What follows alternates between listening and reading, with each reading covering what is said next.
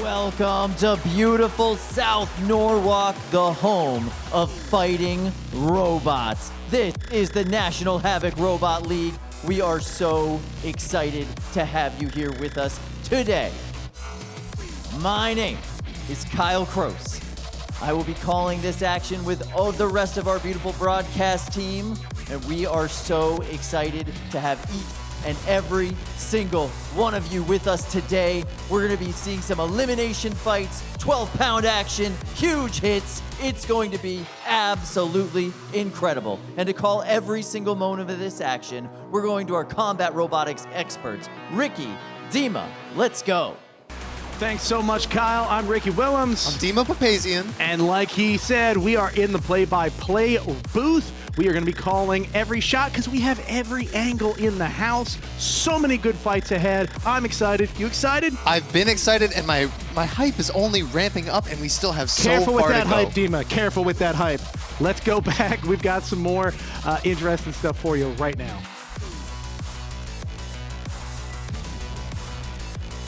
Hello and welcome. I am standing by with a new member of our broadcast team. It is a golden dumpster winner, Jake Hoffman of Maximizer. So good to see you, buddy. It's good to be here, demoted from driver to commentator. Oh, demoted. Thank you. I appreciate that. I'm so excited to call action with him all day and get his perspective on this damage and destruction that we're going to be seeing. Right now, though, we are going to look at some of our top stories that we have been following throughout the day. So tell me, what have we been looking at today? Kazaa Eins has a tail? Kazaa Eins has a tail. We don't know what it does yet. We haven't seen it like really in action yet. We're going to be watching that later in the day. How does that change its pace of play? I'm excited to see it. It's got a tail. It's such an interesting addition to this normally very typical, very boxy robot. It's got a new kind of point of articulation now. That seems to be a theme that we have today. Put a lifter on it. It seems to be a lot of the new design iteration. What's going on with that? Just put a lifter on it. It gives you so many options to fight your robot, different control options, different ways to affect your opponent, push them up on the rail, grab the house bot. Red Storm is here. It is the control bot. It is so cool. I can't wait to see Kevin make a deep run. All right, and then we have Spartan 30 domination in that 30-pound weight class today. We've seen incredible fights from that robot. Johnny is on a tear. He's at 2-0 right now with a huge win against Synthesis 30. I can't wait to see the rest of his fights today. All right, speaking of 30-pounders, Brandon Bennett Young, your podcast host, and a devastating machine. What's going on with that? Brandon's on his way home. He had a tough first fight against Synthesis 30, and then he had some problems cage side. He had a lifter short, and it sent him home a little bit early. So he's on his way back to Baltimore right now. Like literally right now, he's on the road. Yeah, we'll see. We'll see. He wants to catch prime time. So I would too. I mean, you're here for a good show, right? And then Anubis, what an upset. This is a bot that was looking undefeated or undefeatable the last tournament. What happened with them today? It's crazy to see Anubis eliminated so early. It's such a reliable four-wheel drive vert. It's going to be interesting to see how the field develops without that big, heavy hitter in the class. Now, one of the stories that we have every single time here is Brett Zone. What a great place to catch every single angle of this action, create your own content from it. It's just such a good resource for our fans and our builders alike. Check it all out, KO Show. All right, we are now in Cage 2. And to call every moment of this 3-pound destruction, we're going to go to Ricky and Dima in our play-by-play booth. And how excited I am about that. You know I love a good firefight, and we are about to have a good firefight in Cage 2. Unicorn Sparkle going up against Goop. Goop? Well, we'll see if they're Goop. Their name is Goop. By the end of this match, they very well could be Goop in form as well. So it's not to be confused with the Gwyneth Paltrow Goop. That's all lowercase. This Goop is all uppercase. Well, you can see they've wrapped themselves in some protective foil tape. They're going to hope that that prevents them from becoming physical Goop. But I have a feeling they might just end up being kind of like a burrito with like a refried bean center.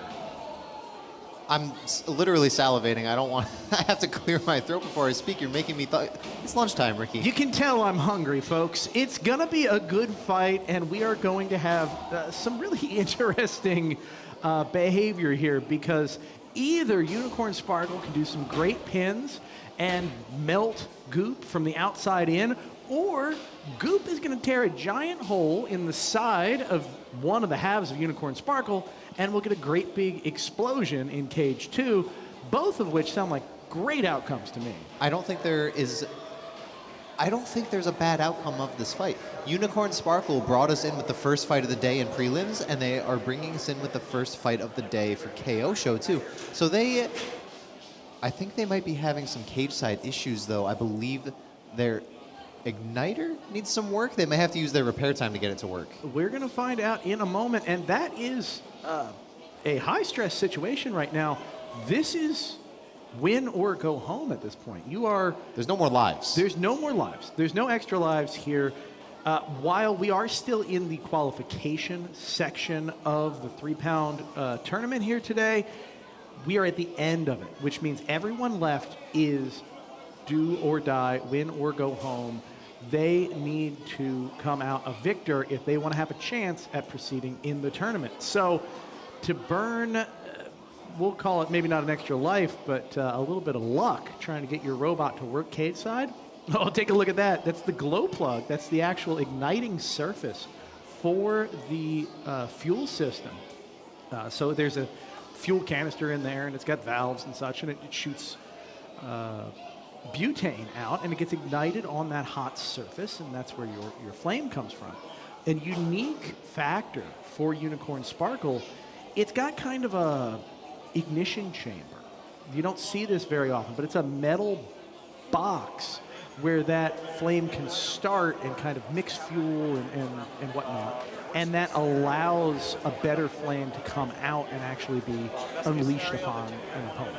So we're about to see what I mentioned earlier. They're going to have to use their repair time to get the other half to work. Both robots need to have fully functional flame if you need to have an active weapon in the rules if you're in the cage. You need to have an active weapon. You can't fight without an active weapon. So if one half of this robot can't flame on its own, they're going to have to take that out, but they're using their repair window to see if they can get it working quickly. So we saw this happen earlier. Looks like we've got 45 seconds remaining. When they put this robot together, based on temperature, whatever the thing is, sometimes it squeezes the parts inside hard enough that those valves don't open up. So you just saw them rip a few bolts out of there. That's probably them hoping that when they squeeze this next time, it doesn't restrict the movement inside of the robot. Oh no, they've left the cover. They've left the weapon lock on.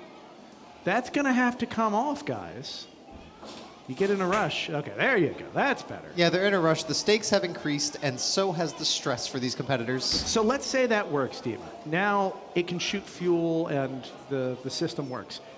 Now they're missing structural components that hold this robot together. That could be really bad on its own. It could be really bad if you take a hit and those screws were the things that kept your frame together. You might get obliterated. You might get vaporized. Yeah, it doesn't look like that worked either. I didn't see any fuel shoot out. They don't necessarily have to use their fire just before the match and prove that the fire is going to ignite, but they do have to be able to show off that the weapon is working. And it looks like the weapon is not working. Oh, Gwen, I hear, is cage side. She has an update for us. Gwen, what do you got?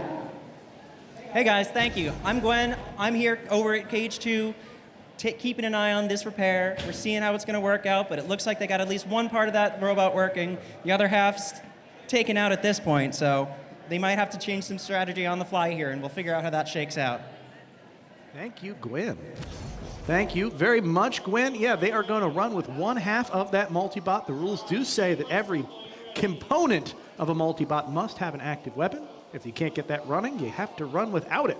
So they're certainly going to be at a disadvantage here, but it's still anybody's game, I would say, Dima. Absolutely. 5, 4, 3, 2, 1. Fight, robots, Way to go. fight. Solid start from Unicorn Sparkle there, and the flames have begun, but they immediately lose a wheel and one drive belt. That's not a good start. They're driving like they have no time to waste, and maybe they don't with the way these hits are going.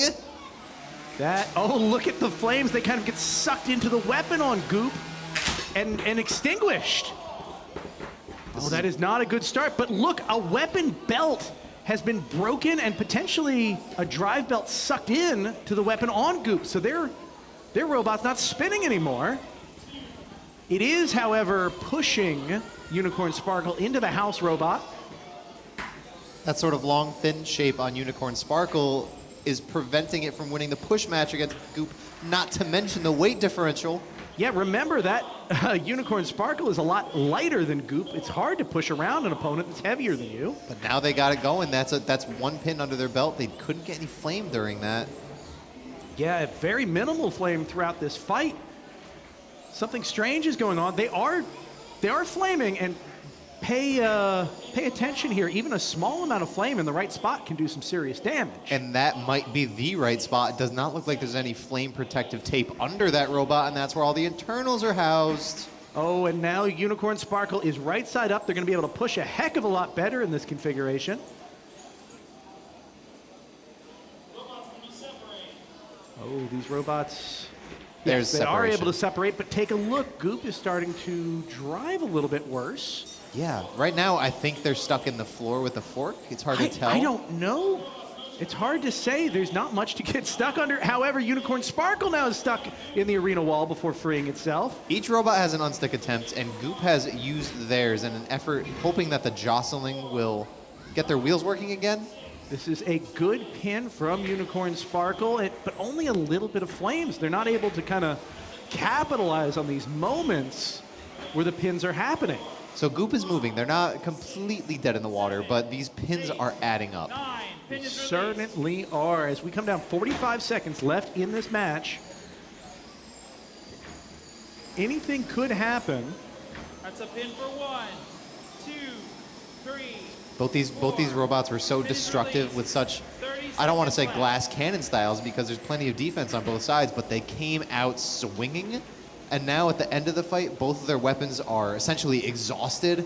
There's no flame on Unicorn Sparkle right now. They both kind of bruised their knuckles and went owie, and now they're just dancing. Oh, and then a moment where Goop doesn't move after that locked horns moment. Something is really starting to go wrong in that robot. Yeah, that's not going to look great to the judges. If you're stalled like that, that definitely will affect if you were in the driver's seat on this fight or not. Now, that is going to be tough. I would say, on my money, that Unicorn Sparkle came out ahead there. There is an interesting, we'll call it detail in the rules, right? If you start with 2 halves of a multi-bot and 1 half is in bad shape, but you start with it, it's in the arena, it's held against you that is not working properly. Yeah. But Unicorn Sparkle here started with only 1 half. They're not going to get judged for the fact they only have 1 half. So you're only looking at the portion that actually fought the fight. Yeah, here's what I mentioned here. They came out swinging. These are the first engages of the fight, the first 2. Both of these weapons are likely on full blast. The spinner is spinning as fast as it can, and they are shooting flame as much as they can with the segment that was working. You can take a look at this moment. That belt is entangled in the weapon of Goop. It does seem to have just jammed it up. I think that is the drive belt from Unicorn Sparkle. Yeah. Almost certainly. I think so too. We saw it come off, and then we didn't see it strewn in the arena floor. I think we saw it get sucked up. We do decouple robots and disentangle robots when they are stuck together for either reasons that cause them to be physically connected to one another, or in situations where it's, call it non-sporting.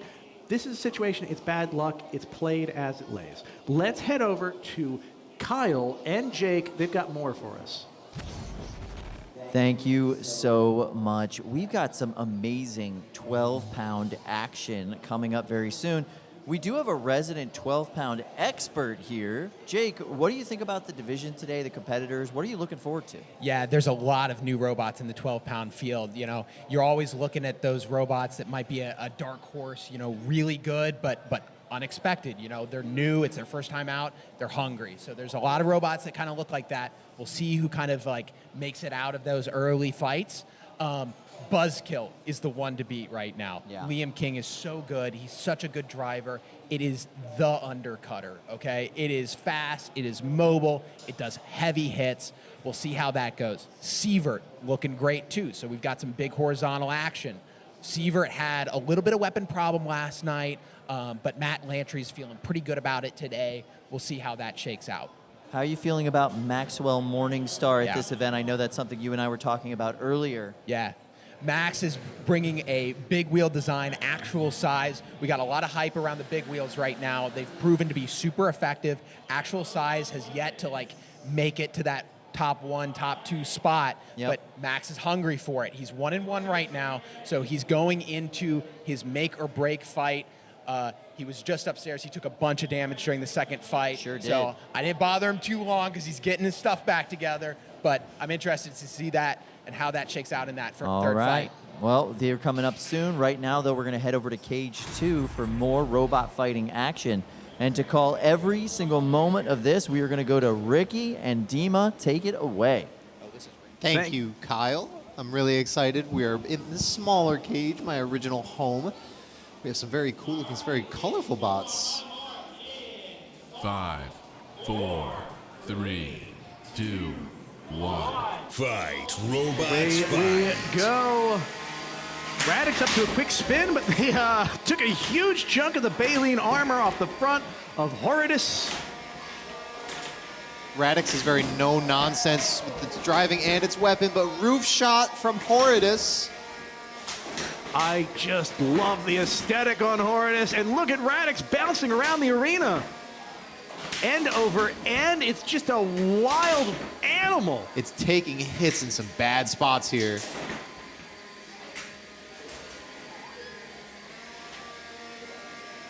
Doesn't seem to have a lot of control. There may be drive side issues on one or both wheels, but that weapon is mean. Now that Radix isn't being juggled, isn't touching the roof anymore, we get to assess what kind of damage it's taken, and now definitely a drive side down. Yeah, and Horridus, though, has a weapon that has now completely stopped. It might have done enough damage to Look, the belt has just shredded itself. The drive belt, or I should say the weapon belt for Horridus is just absolutely crumpled and shredded. And so Radix is going to look to land a few more blows. It could easily destroy Horridus with a good shot. Absolutely. The name of the game with undercutters is to try to get vulnerable parts of your opponent robot. And all it's going to take is, even with the drive side down, all it takes is one bad engage on the wheels or on the backs, and it could be lights out for Horridus, but it did a lot of damage in that first minute. That might be enough. Yeah, but look at the measured control that Horridus is coming at here. It's just lining up shots, very, very meaningful and concentrated approaches from the front. Everything about this is precise, Dima. That's a great shot of that belt that's just shredded on Horridus. It's dangling out the front like a tongue on an elderly pug. I was going to say Cowlick, whereas the Japanese might say Ahoge, but either way, it's stopping Horridus from doing any more damage, but it is surviving like a champion in these last 2 minutes. It is. The 30 seconds left is going to be what it's all about. Can Radix do damage to one of these drive sides? Or this is the moment. This is the moment right here. Horridus is on its head. It's looking for an unstick. This is going to be big in the eyes of the judges. Radix has put their opponent into a terrible spot. Towards the end of the match, that sticks with you. Can they do it again in the last 7 seconds? Yes, they can! Exactly! That's exactly what they do. Horridus is going to be saved by the bell. And may I remind you, Dima, in the judging criteria, one of the things that matters is if you were saved by the bell, it doesn't guarantee you a win, but it counts heavy in your favor. Sure does. Because what better way to show that you were effective in attacking your opponent than to leave your opponent helpless and about to die at the end of a match? Exactly what I said at the start of the fight. Radix is no nonsense when it comes to design and driving. Even though they were taking plenty of hits and damage in the first minute of the fight, they shrugged it off, they kept it moving, and they ended as strong as they possibly could have. That is a prime example of never give up, never surrender, because quite frankly, Radix was on its heels for the bulk of that fight. Even Absolutely. with the lack of weapon on Horridus, they were not primed to win.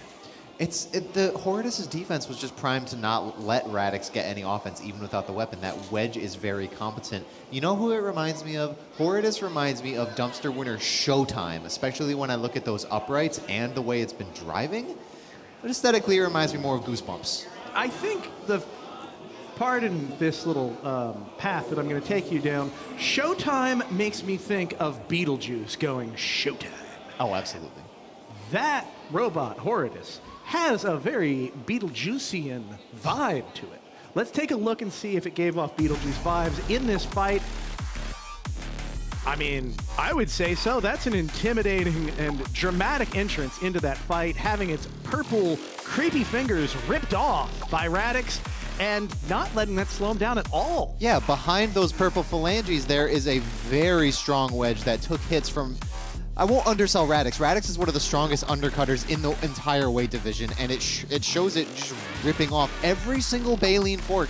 There's a lot of them that Horridus came in with, and it is walking out of this fight with none of them. Immediately after these replays, though, I think we're going to go to cage side with my good friend Gwen, who is going to have some more info from the drivers. Let's get a quick high five. All right, hey guys, thanks so much. I'm here with Aiden from Radix. Last night, we were talking a lot about redesigns, tearing the whole thing down, building it back up. How do you feel about how it's performing today? So it's been a mixed bag. I've added a bunch of machine parts to the robot, most notably the cope slope on the front. And to do that, I had to take weight out of other places. So now I'm running carbon fiber top plates instead of my usual aluminum. And I've gotten a lot of hits on the back of my robot so far. So in my first fight, I lost because of that. I almost went through my back plate entirely. This fight, the whole plate's torn up and I have wires hanging out. So the things I've changed have worked well, but the areas I took weight out of have caused some issues so far. But it's still in one piece. The repair shouldn't be too bad, so we're good. Yeah, awesome. Well, good luck. We hope to see you in more fights later on, and we'll toss it right on back to y'all. Thank you. Thank you so much, Gwen. I am standing here with Jake Hoffman. My name is Kyle Kroos. Jake, we were talking before about actual size. What is so unique about this version of a big-wheeled robot? Actual size is a big wheel vert. It's got a big weapon in the center and big wheels to boot.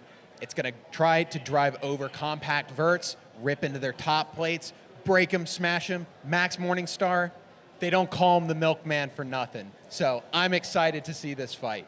One of the things that I was talking to Max about with this robot specifically is his cantilevered wheel design that he's using for horizontal spinners. One of the big problems when you have a horizontal to vertical impact, especially with these big wheels, is you get all that force on the side of the vertical weapon, can cause a lot of damage. So he offsets that by putting the wheel at a 30-degree angle, which puts the blade at a 15-degree angle so you don't have that immediate perpendicular impact. Very clever. He's always coming up with something new. He's got a full geared system on his weapon and his drive. It makes it super reliable. And this fight, where he has a compact vert to eat, it's going to go great for him, I think. All right, well, we've got one more fight until we see Max Morningstar. We are loaded into Cage 2 now. Let's go to our friends in the play-by-play booth to call every second of this action. Every second is right. This should be a lot of fun, Dima. This is going to be a test of skill and a test of will. When you go vert to vert, it's going to be weapon to weapon. It's going to be strength of these weapons and how fast they're spinning. Who is going to win the first few engages might be the name of the game. I wouldn't be surprised. Durability is also going to be a big 5, question here, 4, and we'll find out who has 3, more. 2, 1. Fight. Robots Way to fight. go. Both robots off to a good start, but then stress concentration getting hung up on the floor, having some right-hand drive difficulties right out of the box. It's hard to tell what's up with Red Demon's drive. It might just be a question of oversteering, a question of transmitter tuning. Haven't really had that first engage yet. They're both still angling for it. Nobody wants to take a bad engage. We're Well, locking horns. Don't. That is, oh, this could go so wrong so quickly. Stress concentration, locking horns with the Demon, and it looks like it's going well for him. Red Demon now not moving at all for a moment. That's a bad sign. Maybe they just needed to take a breath. I always give the Demons some credit. I'm always partial to the Fiends. Does that make you a devil's advocate? Oh, absolutely. One of my favorite Keanu Reeves movies. Stress concentration looks like he's winning the ground game. It's rewarding him now. He's getting that vert under Red Demon. The difference between these two weapons is Red Demon has a thicker disc, whereas Stress Concentrations is more of a blade. So if he can get under or around to Red Demon's weak points, we are going to see some cutting action. Yeah, and that is important because that is relatively thick structural armor on Red Demon. You need that depth of penetration to really get a satisfying hit. Oh, and then Red Demon almost getting themselves stuck under the arena rails. That's difficult to do. Both of these robots are teched with like a very particular ground game to feed you into their respective vertical spinners. I think it might just come down to amount of forks. Stress concentration has the inner forks and the corralling outer forks. It's hard for Red Demon to keep up on the ground game. Now, as you suspected, Dima, Red Demon, piloted by Alex McGee. This is his first outing here at NHRL. So the fact it's made it this far to begin with is something, there's something to say about that. Woo, look at that, popped right over, kind of ramped over stress concentration. Nice job getting back on his feet. Ooh, and now end over end. Stress concentration is a returning robot. They've been here many times before. This is a staple at NHRL. Dare I say a gatekeeper, one of those robots that might put a halt to your deep bracket run. They might be trying to do that right here, right now to Red Demon. 30 seconds left in this match. Speaking of gatekeepers, this is a situation, if stress concentration kind of off its game right now, is still able to stop Red Demon, it might be an appropriate gate to be kept. Absolutely. Last 10 seconds of the fight. Who's going to score the last hit? You can see Red Demon just kind of defensively spinning in circles, able to stay mobile, but not able to deliver a lot of hits. You know what I always say about tuning steering on your transmitter? For those at home, that basically means the controllers that they're holding. It's like mouse sensitivity. If you've ever played like a first-person game, if your mouse sensitivity is too high, you might spin past where you're aiming. If your mouse sensitivity is too low, it might take you too long to get where you're aiming. I think for Red Demon, they might be too much of a speed demon today. They might have to turn down their turn speed. Very, very possible. I was going to explain that with an even more niche example from, your alignment settings on a race car. You can kind of tune that into how much you want it to track straight versus how darty and how nimble you want it to be. And the same thing kind of is true of combat robotics. You've got a little bit of a trade-off in terms of how responsive and how stable that you want these robots to be in response to your controls. And what I think doesn't get talked about is how that's an evolution. You start off, and usually you start on one end, and as you build up the skill, you might unlock more potential within your robot. And it's so easy to get a little bit greedy and set your robot up beyond your skill level.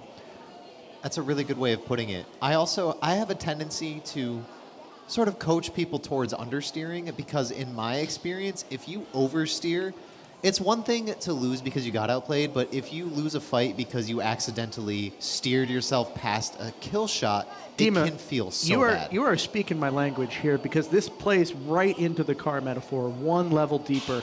when you are a novice race car driver, you get a car set up for understeer because the worst thing that happens is you go off the road a little bit and you drive into the gravel because you don't steer as hard as you want. If you set up for oversteer, the back end of your car whips out and you go careening off and you slam into a wall. Speaking of careening, we have actual size we've been talking about all day today, and we've seen him in prelims. Go check those out later or on breadzone.io. I think he might be careening around the cage and over his opponent today, but his opponent, Zombie, is no slouch. Really beautiful beater bar. Look at that color. The anodization on that beater bar is just gorgeous. That's a beautiful chef's kiss beater bar, if I do say so myself. I would put, in fact, I have a bathroom in my house that is mostly that color. Interesting. My lease is coming up in August. I'm looking for bathrooms in this particular color. You won't go wrong, let me tell you that. Also, love the holographic sticker choice. Holographic stickers had a moment, I don't know, like 6 years ago. They were just everywhere, 8 years ago maybe. They kind of died off a little. I think they felt like a pastiche. And yet, when you see one now, it just brings delight. It brings joy. I'm a Y2K aesthetic enjoyer, so I like the holographic. 5, 4, 3, 2, 1. Fight. Away Robots we fight. go. Zombie immediately having a little bit of drive issue on the right-hand side, but it does seem fully functional. Actual size looking for those killer hits from above. Ooh. Driver Cody Graham on Zombie from Team Honeycrack needs to be careful. He took a side shot there, and he can't afford a lot of those from actual size. That's the thing about big wheels. You have to be so careful because any stray hit can get you. That weapon is really big, and it hits from crazy oblique angles. Yeah, but that was a great couple of hits on actual size. You can see that wheel is now a little floppier than it was a moment ago. A little floppier, but still driving up and around Zombie. Zombie has to be careful not to let Max drive over on top of him, because if that blade skirts on your top plate, it might rip that top plate right off. Oh, take a look. That might be a little too much floppy. You can work with a little floppy, but you get past a certain point, that's too much floppy. 2 minutes left. Oh, the weapon has gone down on Zombie. You can see the weapon drive belt is missing now entirely, and you can see the armor on the top of Zombie starting to get chewed up pretty darn good. Hear how quiet actual size's weapon is? That isn't an indicator that it's spinning slowly. That's an indicator that it's spinning smoothly. Right, and that is a strategy. It generally means that is going to be a reliable weapon, a low energy weapon. And now look, Zombie barely moving at all. The right-hand drive side almost done. The left-hand intermittent.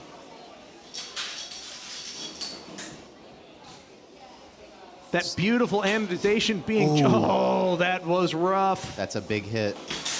There is a lose condition for actual size here. That lose condition is if he runs his weapon into a bad spot, if he jams it into that beater in the wrong moment, he might break his weapon too, and then damage might be equal in the eyes of the judges. I think he's going to try to finish the fight before that happens. Yup. Oh, the carbon fiber armor has been ripped off the top of Zombie. This is a KO count any second now. Wow, and again. Zombie getting the unstick, coming in here. It does appear like it could move if it's in the right position. But that ain't the right position, Dima. How do you take care of a zombie? Walking Dead taught me you gotta go for the head. That's what Max did right there. He took the top plate right off. Yeah, that is one zombie not doing George Romero any prideful moments today. Unfortunate. Just like holographic stickers, zombie movies were a fad from 15 years ago. No more, Max says. No more. Take a look at that armor in the bottom left. That took so many hits. It really did its job over and over again. It just eventually got ripped off. And that's part of what semi-ablative or ablative armor can do. Yeah, if you see a shield in a museum with a ton of dents and cracks in it, you don't think that shield is bad. You think that shield did its job.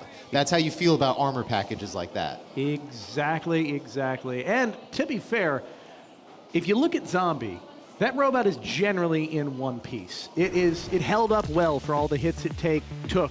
Let's take a look at some of those hits right now in this replay. You can see Zombie off to a great start, able to deliver some excellent wheel hits early in this fight. Now, let's see if we can see this moment here. It takes its first couple of side shots. Yep, there was a glancing blow. And then right there, it grinds on that side rail, and that's what starts to slow down and eventually rip the belt off of that drive side. And there, the top plate right there. We're headed to Miss McGuire cage side. Gwen, what do you got for us?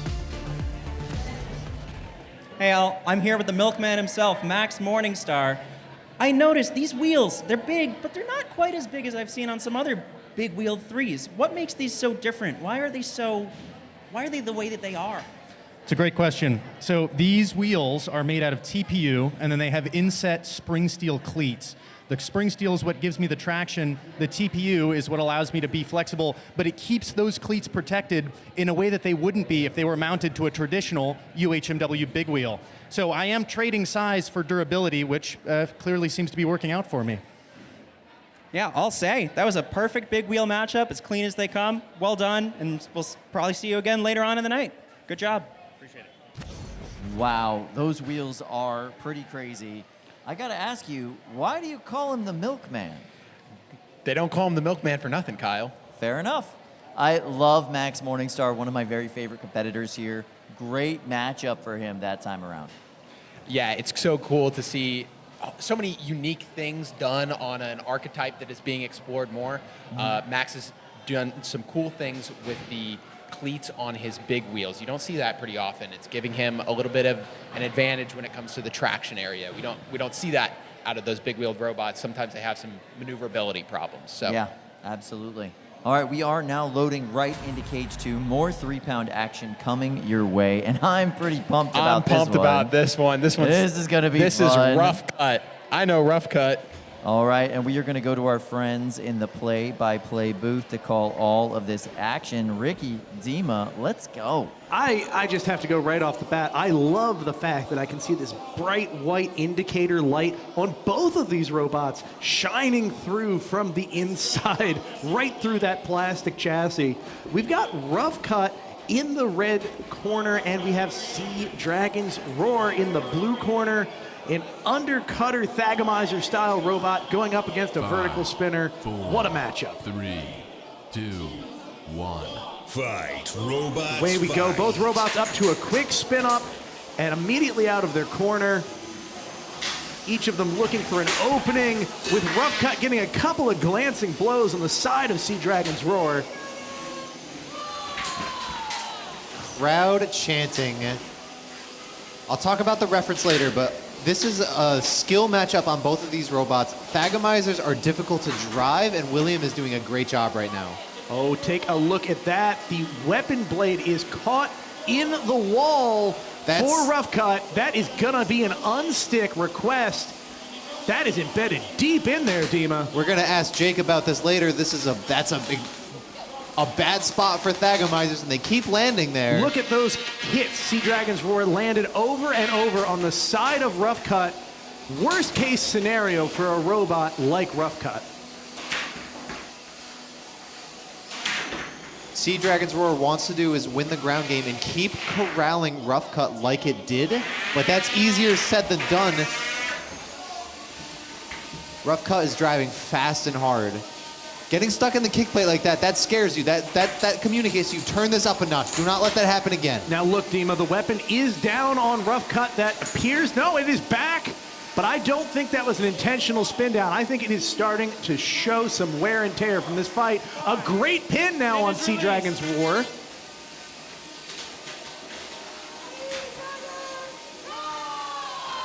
I love the crowd chanting here. They are hyped about this robot. Sea Dragon's Roar has been a competitor for years, and they are hungry for a win in this fight. Williams here with both Sea Dragon's Roar and Adamant Barrage today. That's a fight for one. Take a look at this pin. Sea Dragon's Roar may be caught in the arena wall. They are. They're going to call for an unstick here in a moment while Rough Cut lines up a opportunistic and hopefully killer shot. He is getting done unto himself what he has done unto others, stuck in the kick plate. What was wrought onto your opponent is wrought onto you. Take a look at Rough Cut being forced into the wall on its side, now starting to suffer drive issues. Its left-hand drive is no longer functional, but that weapon and the right hand still going. That's still a deadly weapon in the arena. Yeah, Rough Cut is playing defensively right now, saying if you want to attack me, you're going to have to get past my weapon. Best defense is a good offense, and vice versa. 20 seconds left in this match. Can anyone get a last-minute knockout? Take a look at this.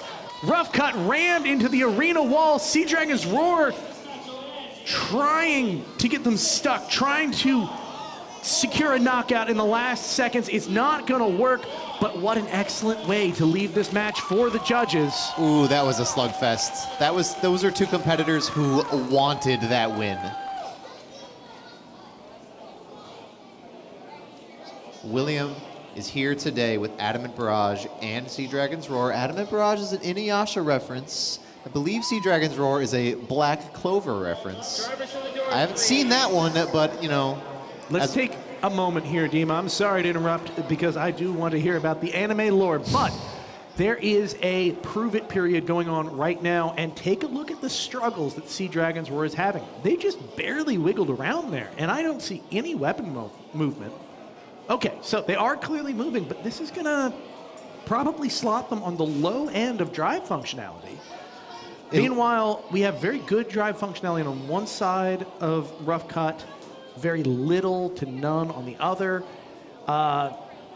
This is a lot of information for the judges to take in. When you're in the mix, when you're in the middle of a slugfest, it's very easy to think that the damage is not as severe as it is because there's a lot of movement and you're throwing each other around. But when it comes time for just you to move, no other forces, and your weapon's not spinning, that's when you really show how much drive side you got.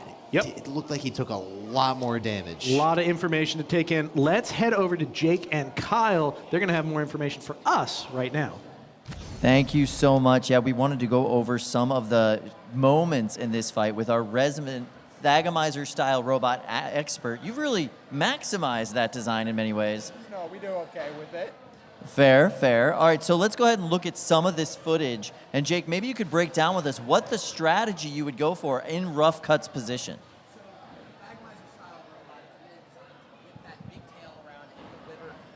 So a Thagomizer-style robot is really designed to whip that tail around and add a ton of kinetic energy to its hits. As a bonus, Rough Cut's also got these big forks in the front that allows it to control opponents and push them around the arena. You see Rough Cut got a little bit out of whack here, getting stuck in the wall. When you run a super sharp blade, that can happen. But he was able to kind of come back and get Sea Dragon's Roar on its head a couple times. Rough Cut really using those forks, even when upside down. They've got a pretty cool design where their forks work right side up or right side up, down, so they can kind of like control their opponent in either orientation. See, he's going for these pins here, trying to swing that tail around, cut into Sea Dragon's Roar. Got some good hits in there. Looked like we had the weapon down by the end, but Rough Cut had some significant damage to the weapon portion and one-sided drive, and with this style of robot, the drive is really critical. If you're down on one side or the other, you're going to have a really hard time coming back. Sea Dragon's Roar finishing off with a pin there. I can't wait to see. There were some flashes of brilliance from Rough Cut. It's a design that's been iterated on a little bit. With any archetype that's kind of outside of the norm, it can be difficult to really dial everything in, perfectly the first time around. I can't wait to see more of them in the future. Thank you so much. I really appreciate that insight. We're going to go to Cage 2 now with some more action for you. And to call every moment of that fight, we are going to speak with Ricky and Dima in our play-by-play booth. Thank you, Kyle. Excited for this fight, as equally as excited as I am for every single fight, but I am a big Cookie fan, so I might be 1 or 2% biased towards the Cookie-themed outfits today. Anything in particular speaking to you in this match? So, said it before, when it's two verts facing each other, but when it's two drums facing each other, that's even scarier. 5, 4, 3, 2, 1. Fight. Way to go. Wow. Quick spin up from both robots. Power on, delivering a really big hit right off the bat. Chaining them together. Red Pearl trying to come back, but getting swatted away like a nuisance. You're both trying to do the same thing. Who can do it faster and better? Max is trying to score these early engages and snowball damage. Red Pearl now suffering drive issues on its left-hand side. Those were big hits earlier from Power On, and they just keep coming. Oh no, this is death sentence. The entire weapon assembly has fallen out of the mouth. Wow. That's rough for Red Pearl. Got punched in the face, and the teeth just fell to the floor. Pearl came out of the clam. It sure did. Wow, what a brutal punishing outcome for that fight. But it's all smiles all around on Cage 2.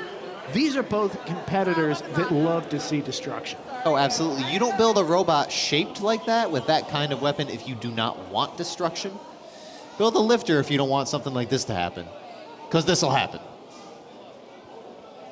Like I said earlier, both of them were trying to do the same thing. The weapon is trying to achieve the same objective through the same principles of physics. But if you start winning the earlier engages and can start amping up the damage and scoring more hits. Now, take a look. I'm sorry to interrupt, Dima, but take a look here. That is a plastic I love that they're putting the weapon lock in for the weapon. That's Safety not there first. anymore. That is a plastic chassis, right? And what that close-up showed us, what I thought was really interesting there, was the places that held in the weapon, they're all intact. So what happened in those exchanges is that the entire chassis flexed outward enough to just let it kind of pop out of its holder and then flex back in and looks unharmed. Let's see if we can see that happen in this fight. Big hit right off the bat. Yeah, huge, just a number of big hits on man, I love this. I'm sorry, I'm giggling here. No, but it's... Red Pearl just really took it in this fight. And you can see there's this bolt holding each side in. At some point, that bolt either breaks or the nut comes undone, and the whole chassis flexes enough.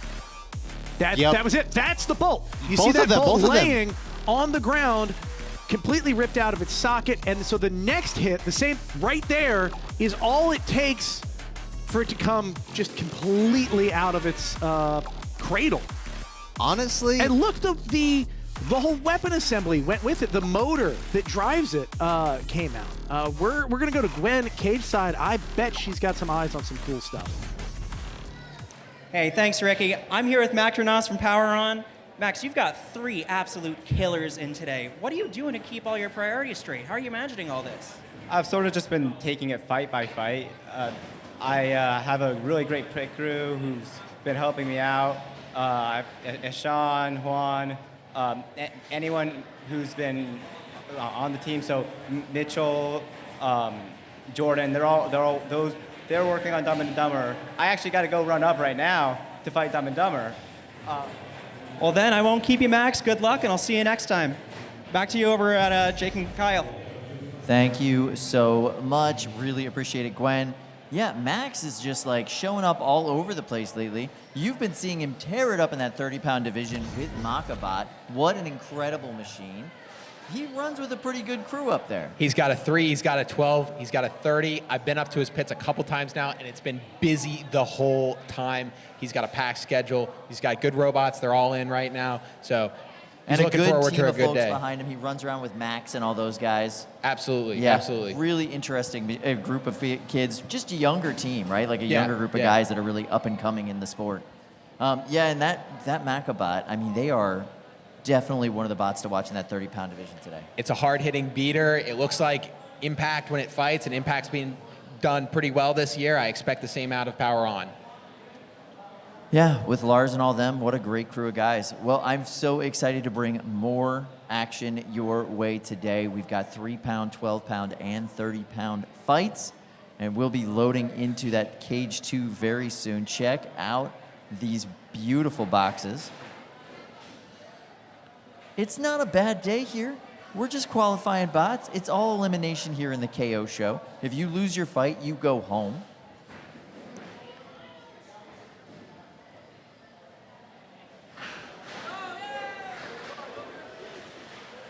Look at the fans, so excited to be here. We do have a sign making station, so you can come make signs for your favorite robots. Go Kurt.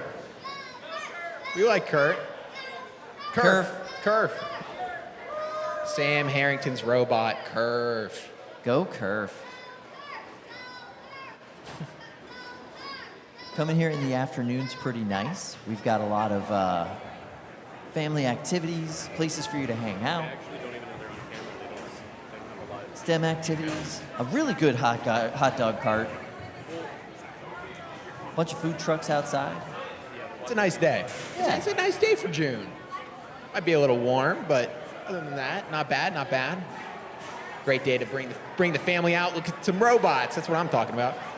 All right, we've got Honeyfied and Battlehawk. They'll be loading into cage 1.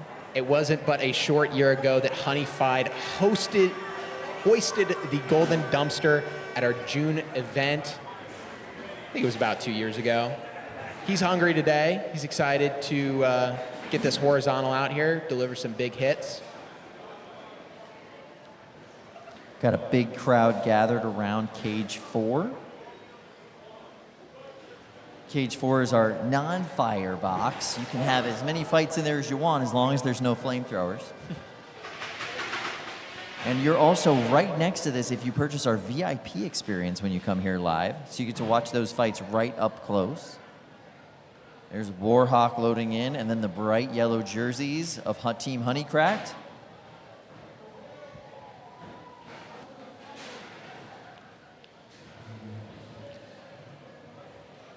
Look at Battlehawk, kind of an old school aesthetic.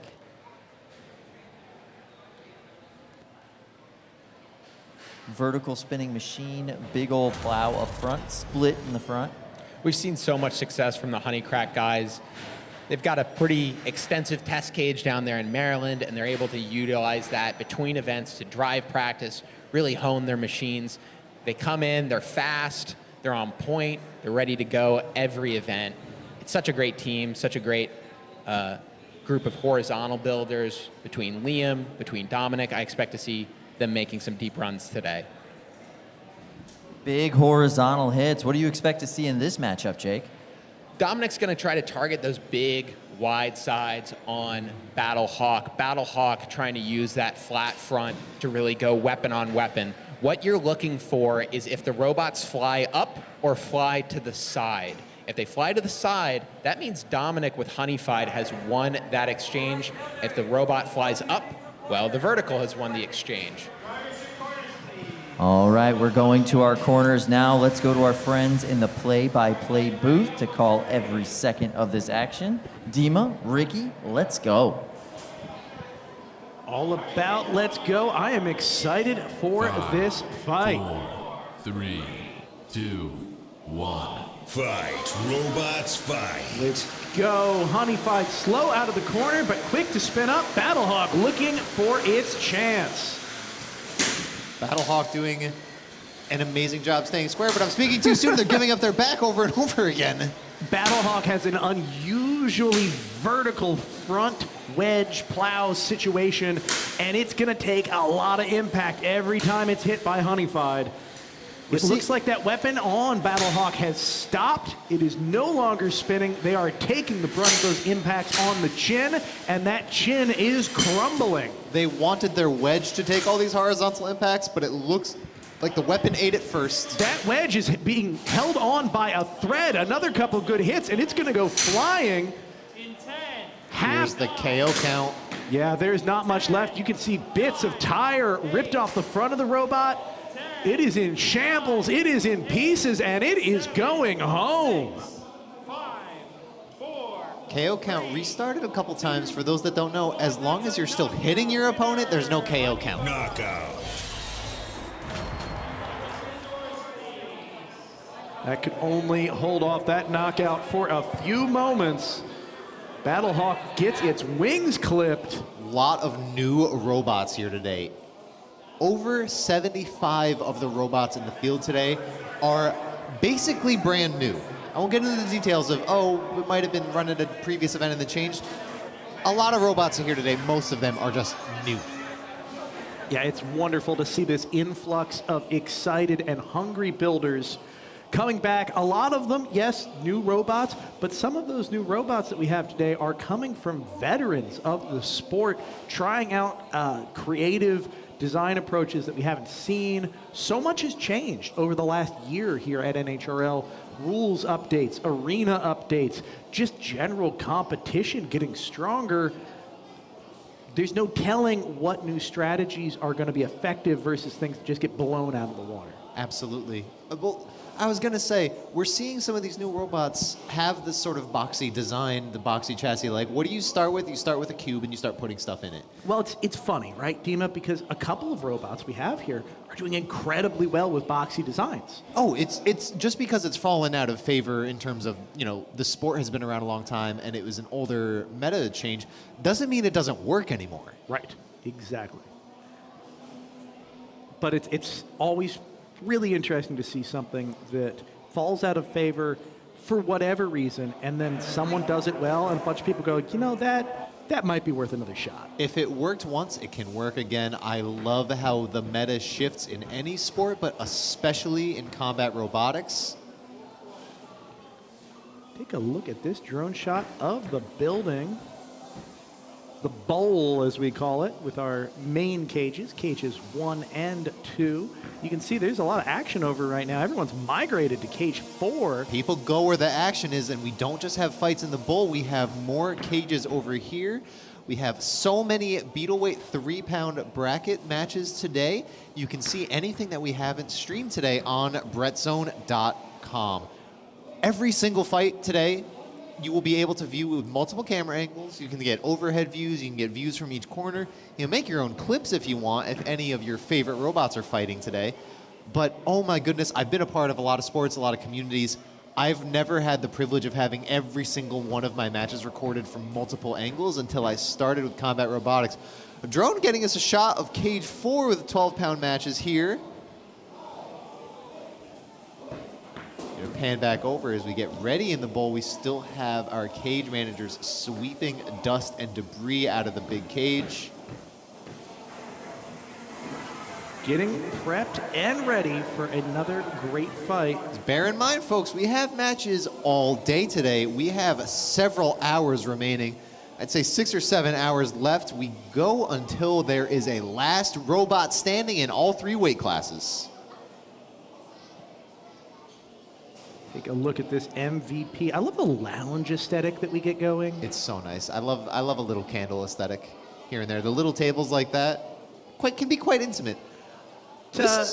Tells me that we would have very expensive hors d'oeuvres delivered. We should look into that. In the meantime, we're going to go to Jake and Kyle. I'm sure experts on expensive hors d'oeuvres.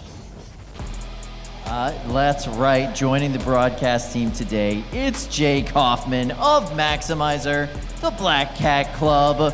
Look at this beautiful machine you designed, sir. I love this thing. It's all right. We do okay with it. Very nice promo shot for you, by the way. You know? Yeah, right. Looking good. Looking really good. Got to get into it. Get the people going. So we're going to check on some of the stories that we've been following along with today and get you some updates on those. It has been quite a day of robot combat in our preliminary rounds, and now here in the KO show, first and foremost, let's check out what we've got up at the top. Kazaa Eins has a tail? It's got a tail on it, Kyle. What's it doing with that? We don't know yet. We really haven't seen it come into play yet. I can't wait to see Josh Reinhardt use that later in the day to flip some fights in his favor. He's gotten stuck on the wall before. Maybe it's for that. I've seen him do a little bit of like a full body lifter mechanism with it earlier today, too. He can roll it, he can flip it, he can do all sorts of stuff with it. We're just not sure. I love that. Just a little bit of a dance. All right, and then that seems to be the theme today. Put a lifter on it. A bunch of like classic robots have just added this secondary weapon type. What's the advantage of that? Lil Lash is here, Red Storm is here. It gives you more options during a fight. You can push your opponent around, stick them up on the wall. It just gives you a more dynamic fight flow. That makes a lot of sense. And then Spartan 30 is tearing it up today. What is going on with Johnny Sumpas? Johnny is on fire. He had a huge win against Synthesis 30 earlier. I can't wait to see more Johnny later in the day. Big bot action right now. We are going to go to cage 1, and we are going to call this one cage side. So excited to feel these impacts in our bones. This is Ruin Force and Weather Report. Ruin Force from Dylan. Weather Report is a weight bonus robot. That means even though this is the 12-pound weight class, it weighs a whole 18 pounds. What gives it such a weight bonus? It's got a walking shuffler in the back. So you see those white feet? Those are gonna move back and forth rapidly to move Weather Report through the arena. Weather Report is one of the more mobile shufflers. It's definitely harder to build a shuffler in the 12-pound weight class because it has a higher cage to weight ratio.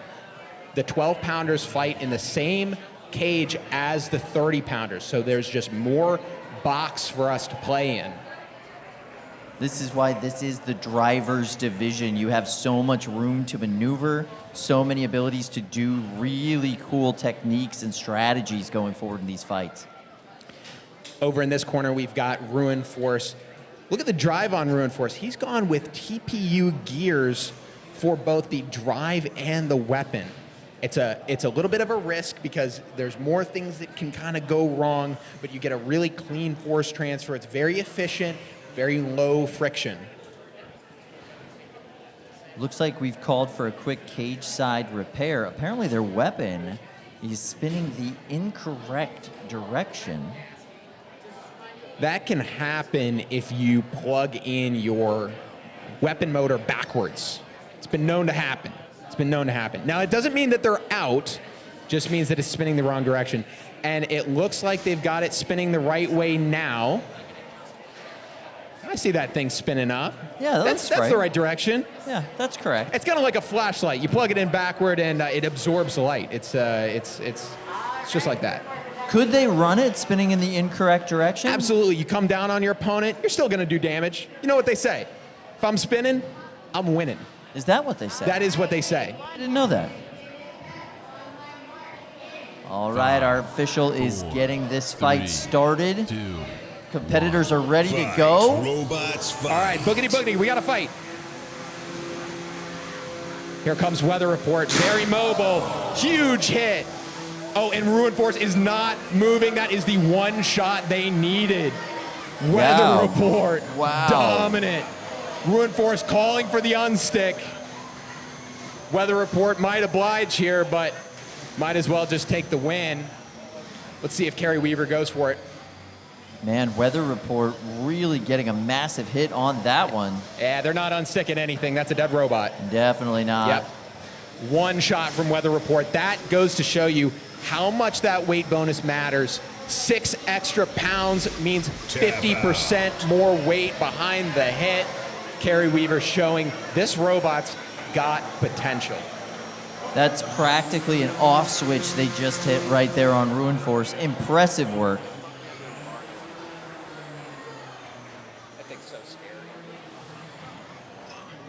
Fighting 18 pounds in the 12-pound weight class is just a terrifying prospect. Really nice work. Usually you trade some mobility for that shuffler mechanism, but Weather Report just moves so well. Driving back to the doors now. Fine shape. What's he got to do to it? Switch the battery? That's all? Yeah. That's what I'm talking about. All right, let's check out some of these replays here. You can see it's almost a box rush, a very pensive box rush, and then when they do finally make contact, bam, big end over end flip up against the wall. One hit brutality. Ruin Force out for the day. Can't wait to see Dylan with it. In the future, though, it's a good undercutter, good potential on it. fix a couple issues, and we're all good. What a cool machine. A lot of gyroscopic force on that too. You saw how those sides were picking up? That's a lot of weight to pick up with that gyro. It's Weather Report's a tough robot. They've kind of had intermediate reliability in the past. We'll see if they can kind of, push their way through the bracket today. Could definitely be a dark horse. There's so many big names in the 12s. The big names are big, but there's a lot of, new robots or robots that haven't fought in a while that could make their way into those primetime spots. It's going to depend on matchups, going to depend on reliability. Now, as a Thagomizer driver, right, your brain's kind of geared towards that strategy set when you're in the box. Yep. What do you think when you see big old shuffler pods on the side of your opponent like that? Well, I'm always scared going weapon on weapon because that's, you only get so many of those. It's kind of like left-hand turns. You only get so many before, you're cooked. So, but a shuffler pod like that is a vulnerability. You're just trying to sweep around, hit the sides there. Dylan McCarthy wasn't able to do that with Ruin Force, but if he had a path to victory, that's what it would look like. Really cool machine, very well operated for that fight. You gotta love it, not too much damage to our arena, just one quick hit. The off switch gets hit, the bot turns off, everybody goes home.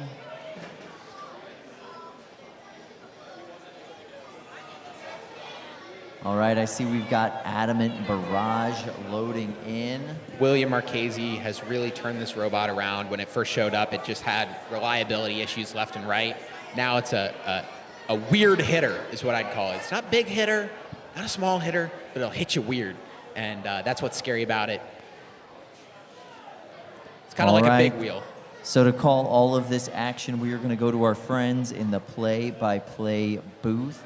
Ricky, Dima, let's go. Adamant Barrage is just one of my favorite shaped robots in all of combat robotics. There's just something old school about this look that it has. A big, fierce weapon forward design, smaller wheels at the back, imposing nature. I'm just happy to see it every time it comes into the arena. And the beautiful thing is that the robot has become more durable and formidable as time has gone on. Yeah, one might argue that William has not stopped iterating on this robot in ways that are not easy for you to tell because it has retained its shape. Its unique shape hasn't changed at all, so you don't notice the weapon is stronger, the drive is better, everything controls a little more smooth. Those are the aspects that keep him gatekeeping the 12-pound bracket. And it is wonderful to see. It just behaves so beautifully. Big hits, things go flying, things go flexing. It's a nutty thing to watch. We're readying up in the big cage here. Stage one, we are going to begin this fight on my mark in 5, 4, 3, 2, 1. Fight, robots, fight. Off we go. Adamant Barrage out a little bit quicker, but Borinkus bringing the pain. Those are big hits on Adamant Barrage, sending it into the arena rails. He's pushing Adamant Barrage back into the corner where it started. Now we're jockeying for arena control here. Now, look, the weapon is not spinning very well on Adamant Barrage, but it is spinning. It is up to speed. A belt might be just loose. Might also be stressed. These big hits do a number on your electronics. Borinkus just continuously popping Adamant Barrage into the air as it starts to spin in desperation. That is a lot of damage in quick succession. You can see the upper and lower top plates of Adamant Barrage starting to peel up like tin can lids. And Adamant Barrage has a tendency to do this particular thing. Yes, it has lodged itself on the arena kick plates. Looking to get that weapon restarted. The belt is still in place, so if it's not working, it's an electronics problem or a bearing problem at this point. This is Borinkus' fight to lose Barinkus has slowed its weapon down, but it is still spinning. Just a little bit less anger behind it. No, it's back up to speed now. Ooh, that is slicing and dicing the front arms of Adamant Barrage like a slap chop in a 90s television commercial. This is his opportunity to keep racking up that damage. John Thomas seems to have a pretty good idea. All he has to do is keep hitting Adamant Barrage, keep snowballing, and the KO will come. This is how it comes. There's no unstick for William Marchese to call for it. No, Adamant Barrage is trying to wiggle its way out of this situation, and I don't think it's going to be able to do it. There's no good way to gyro your way out of this position. You just hope you catch a ridge in the floor and it lets you flip back into position, and unfortunately it's unable to do so. William is headed home along with Adamant Barrage. We're going to have to wait till next time for another round of deep lore anime cut naming inspiration robot situations. Now, I'm excited to see what his next robot is. I want to see if he can cut into any of the old school stuff that I'm familiar with. Still haven't watched Jujutsu Kaisen. Everybody keeps telling me to. I might be getting old. It's, you know, a hell of a trip, but it beats the alternative is all I can tell you, Dima. Take a look at these two robots tangling in the box. Adamant Barrage has a lot of good exchanges, but just so often Barinkus is able to deliver these really well-placed hits. See here, yes, you can see this is where the armor is starting to peel up a little bit on Adamant Barrage. Barinkus is just very compact, and I think here it helped because the hits that Adamant Barrage was getting weren't really taking anything away from Barinkus structurally. You know what I mean? It wasn't driving any different. It wasn't hitting any different. The weapon wasn't particularly affected. That is a big factor when it comes to consistency. John Thomas was able to drive sort of how he drew it up. Wasn't like he had to deal with any new experience or weird inconsistencies here. But I think it looks like from our camera view here that Gwen is getting ready for a nice little cage-side interview with that John Thomas that I just mentioned. Well, let's see what she's got. Or is this your first Vex, all of it? Hi, I'm here with John Thomas. Great performance in that last fight. It's your first time out at NHRL with this particular robot in this particular weight class, but it's not your first time with a robot. Can you tell me a bit about what you've learned from mentoring other people in other types of robotics and how that informs your design? So one of the best parts about helping a bunch of other people back when I was in college, you get to see what other people do, what goes wrong. So this really is a culmination of a lot of work from a lot of Florida builders. Everyone's kind of went in the same direction, people who are better than me as well. And we got to see what worked, what didn't, and this is kind of just the Florida meta, so it worked out here. Big, wide verts, we love them. We see them all the time here in the 12-pound division, and seems like you've got it pretty well dialed in. So great job, and we'll see what else you could do today. Back to you, Kyle. Thank you so much, Gwen. Gwen is our cage side reporter for the day, doing a great job getting these moments for us. I gotta ask you, what did you think about that robot? Yeah, that Barinkus. Barinkus was able to get underneath Adamant Barrage and just really take advantage of the fact that Adamant Barrage's chassis was sitting so high, it kind of like teed it up for a nice underhanded shot, you know, kind of like lobbing a baseball. William doing better with the reliability, but still a little bit of work to do on Adamant. Can't wait to see it more in the future. Barinkus, new to the scene, possibly that dark horse that I've been talking about, coming out from those early fights, getting a good path to the finals, top 8, top 4, top 2. Absolutely. Yeah, one of the things that William told me earlier today is that he's actually taking stuff off of Adamant Barrage, trying to make it a simpler design so things don't get kind of caught up in that weapon system. It's just such a different shape than you normally see, especially at that weight class. Simpler is always better. The design, as it gets more mature, you figure out what you need and what you don't, and you get rid of what you don't need. Do you think there's anything he can do when he comes back with hopefully a newer version of this next year to prevent that kind of stuck on the weapon problem that he keeps falling into?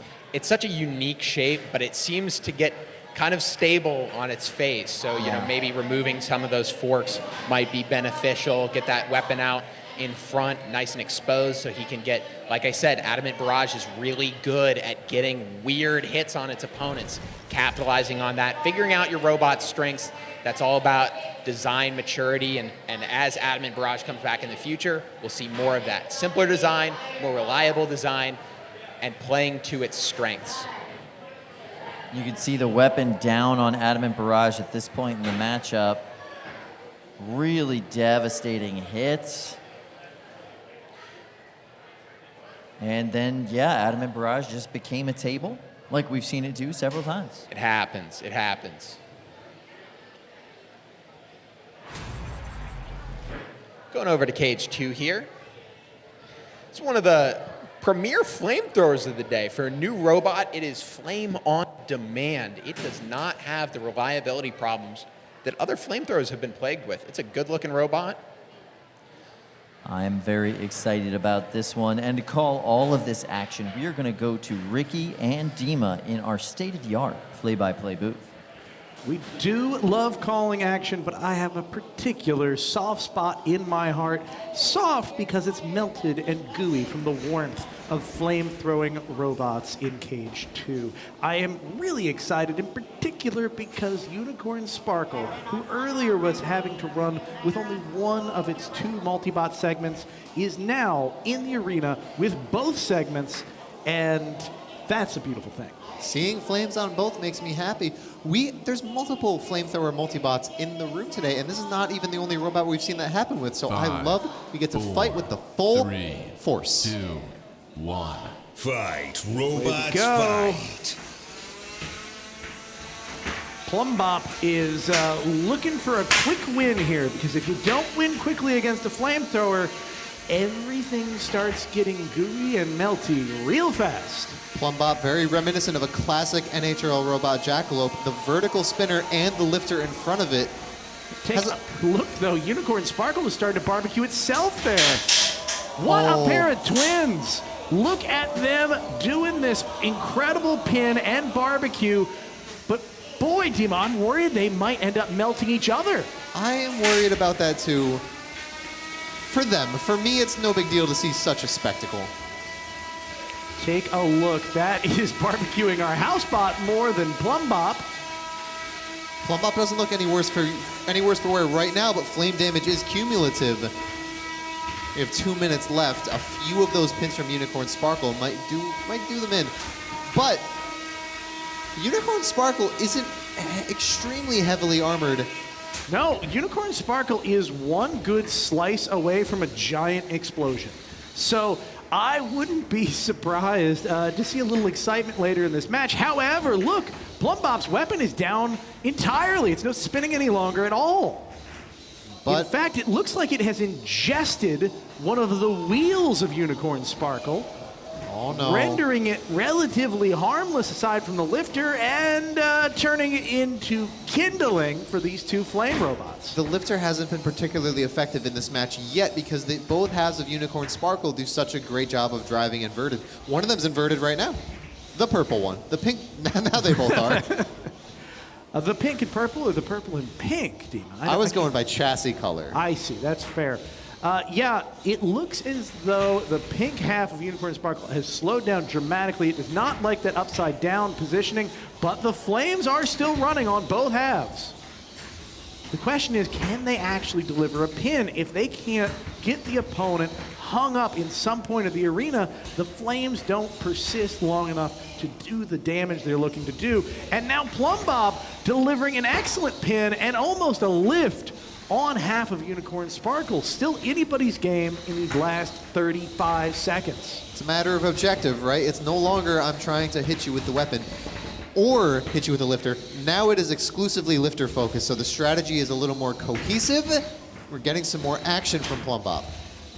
Remember, too, the Plumbop lifter system, that is a legitimate weapon. Attacks with that are, they're fully attacks. They aren't disincentivized in any way.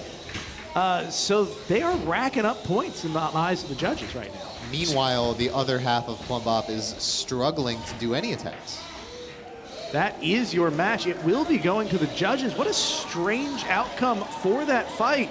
You don't usually see flamethrowers go the distance with their flames on, but not deliver any big melts.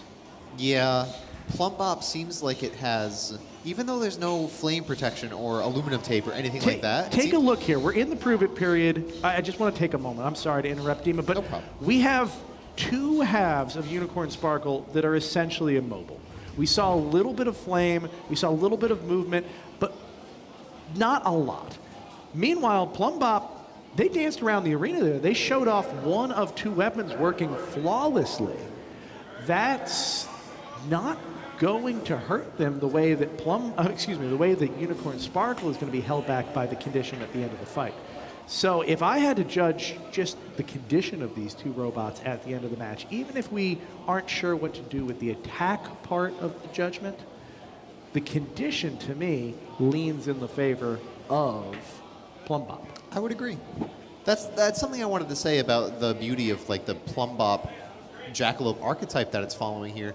It's a very defensively focused robot. It survives very well. I call these robots 51%, meaning you're not trying to have a really strong matchup against the field and a bad matchup against certain robots. You're trying to have a slightly good matchup against every single robot, and I think these replays will show exactly that. Well, take a look here. I mean, that barbecue we just saw, really the only big barbecue of the match. We had a few smaller moments like this, right, where there's a little bit of glancing fire, but not the kind of pin-hold barbecue that fire robots are looking for.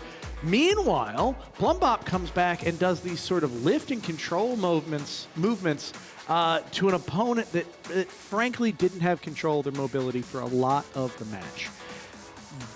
This is definitely going to count in the favor of Plumb Bop. I think Gwen is cage side, maybe a bit of Plumb Bop or Unicorn Sparkle information for us now. Yes, indeed. I'm here with Chloe and Jake from Unicorn Sparkle. This used to be a single robot, but now I'm seeing double. Can you tell me why you decided to split it up and divide and conquer? Yeah, go ahead. Essentially, we were running a larger can before, which kept the flame up higher. We wanted to go to a smaller can and found that we could do it in 2 pounds. And at that point, we said, why not make a multi-pot? So we started testing it in the driveway and got something to work for this week. Yeah, absolutely. And the two of you are all smiles, so I'm sure. Are you having a good time with it? Yeah, it's been a lot of fun. A little bit of an adjustment, trying to figure out how to work together, but it's been a lot of fun so far.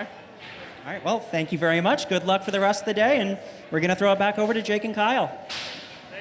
Thank you so much. Yeah, that team looks like they're having the best time today. That's incredible. The robot is named Unicorn Sparkle. How could they not be having the best day ever? No, they're just serving great driving and a ton of fire. Like, come on, you can't have a bad day. How much fun. Up next, we got Radix, Aiden Reichberg. Warped versus Radix.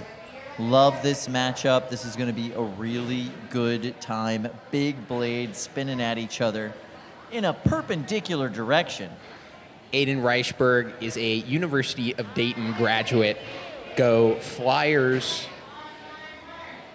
5, 4, 3.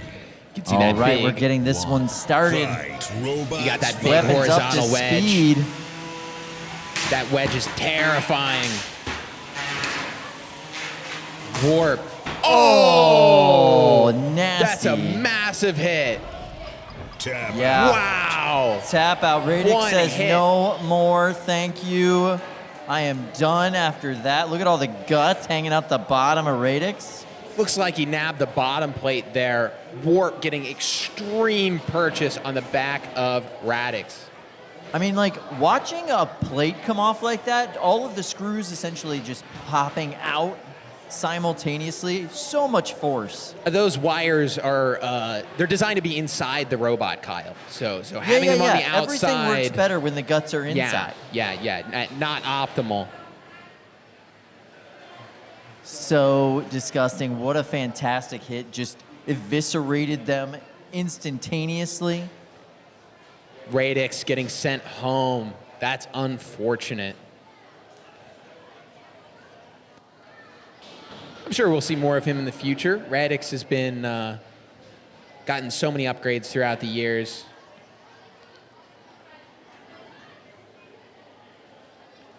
Aiden continuing to make it better every event. He's got a hardened steel nose for this event. I thought it was pretty cool looking. That is cool. Yeah. Little tweaks like that, they go so far to make your design more mature, better. Everything that is weak, make stronger. Everything that doesn't break, make weaker. It's that simple.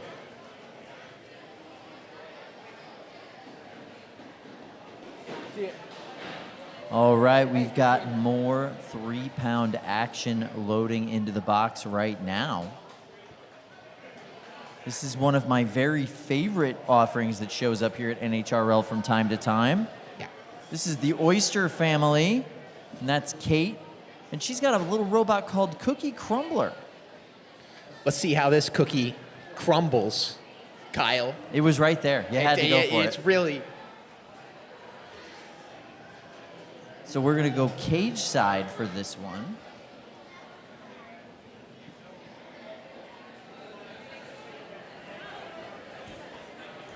One of the things I love most about Cookie Crumbler is the theming of the team. Kate always brings cookies for her fellow competitors. There's always headbands that she gives out for the kids in the audience. Just trying to keep it a fun experience for everybody. And how can you not have fun with a robot called Cookie Crumbler? There's so many people trying to be scary these days. But it's a little silly, and that's okay. That doesn't I'm mean all it can't about rip you apart.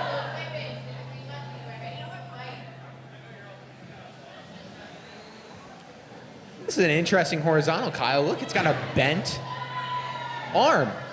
Maybe intentionally, maybe not. Could be bent from earlier in the day. We don't know.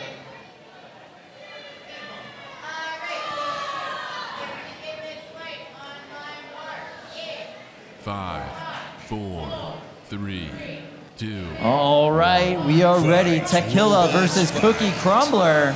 Tequila, look at that shape, Kyle. It's bent. Yeah, so weird. Is that intentional? Is it not? I'm not sure. Cookie nice Crumbler hit there from all Kate. over it, though. Oh, that's pieces flying off of Tequila right now. Are those like wheel hub guards? Kate throwing him into the wall. That weapon is down, down, down on Tequila. Yeah, all of those little bands are supposed to be driving the weapon. They are snapped off and just dangling there now. Kate, a very hungry Cookie Monster, gobbling away at the opponent here. She's got to drive side down. It's only a matter of time before this cookie is crumbled. One thing's for sure, cookies and tequila, that's not a mix that I want.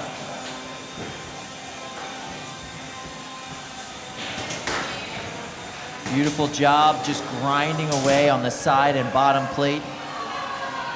That right drive side of Tequila still holding on, but barely. Ooh, missed and hit the wall, then in weapon-to-weapon engagement.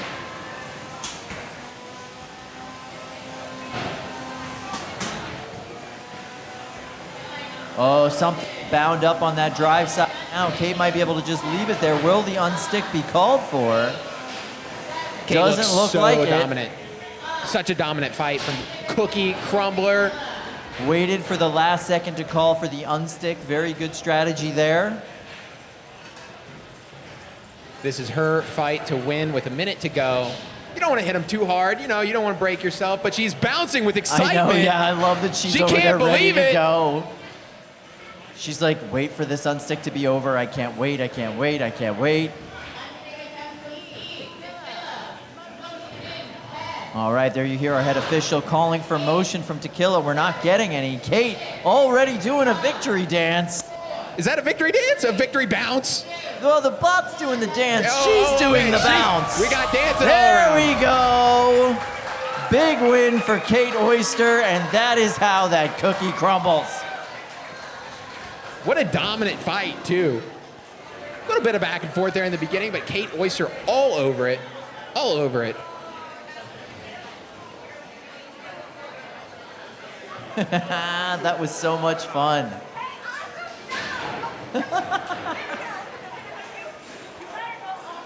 Enthusiastic sportsmanship. You gotta love that.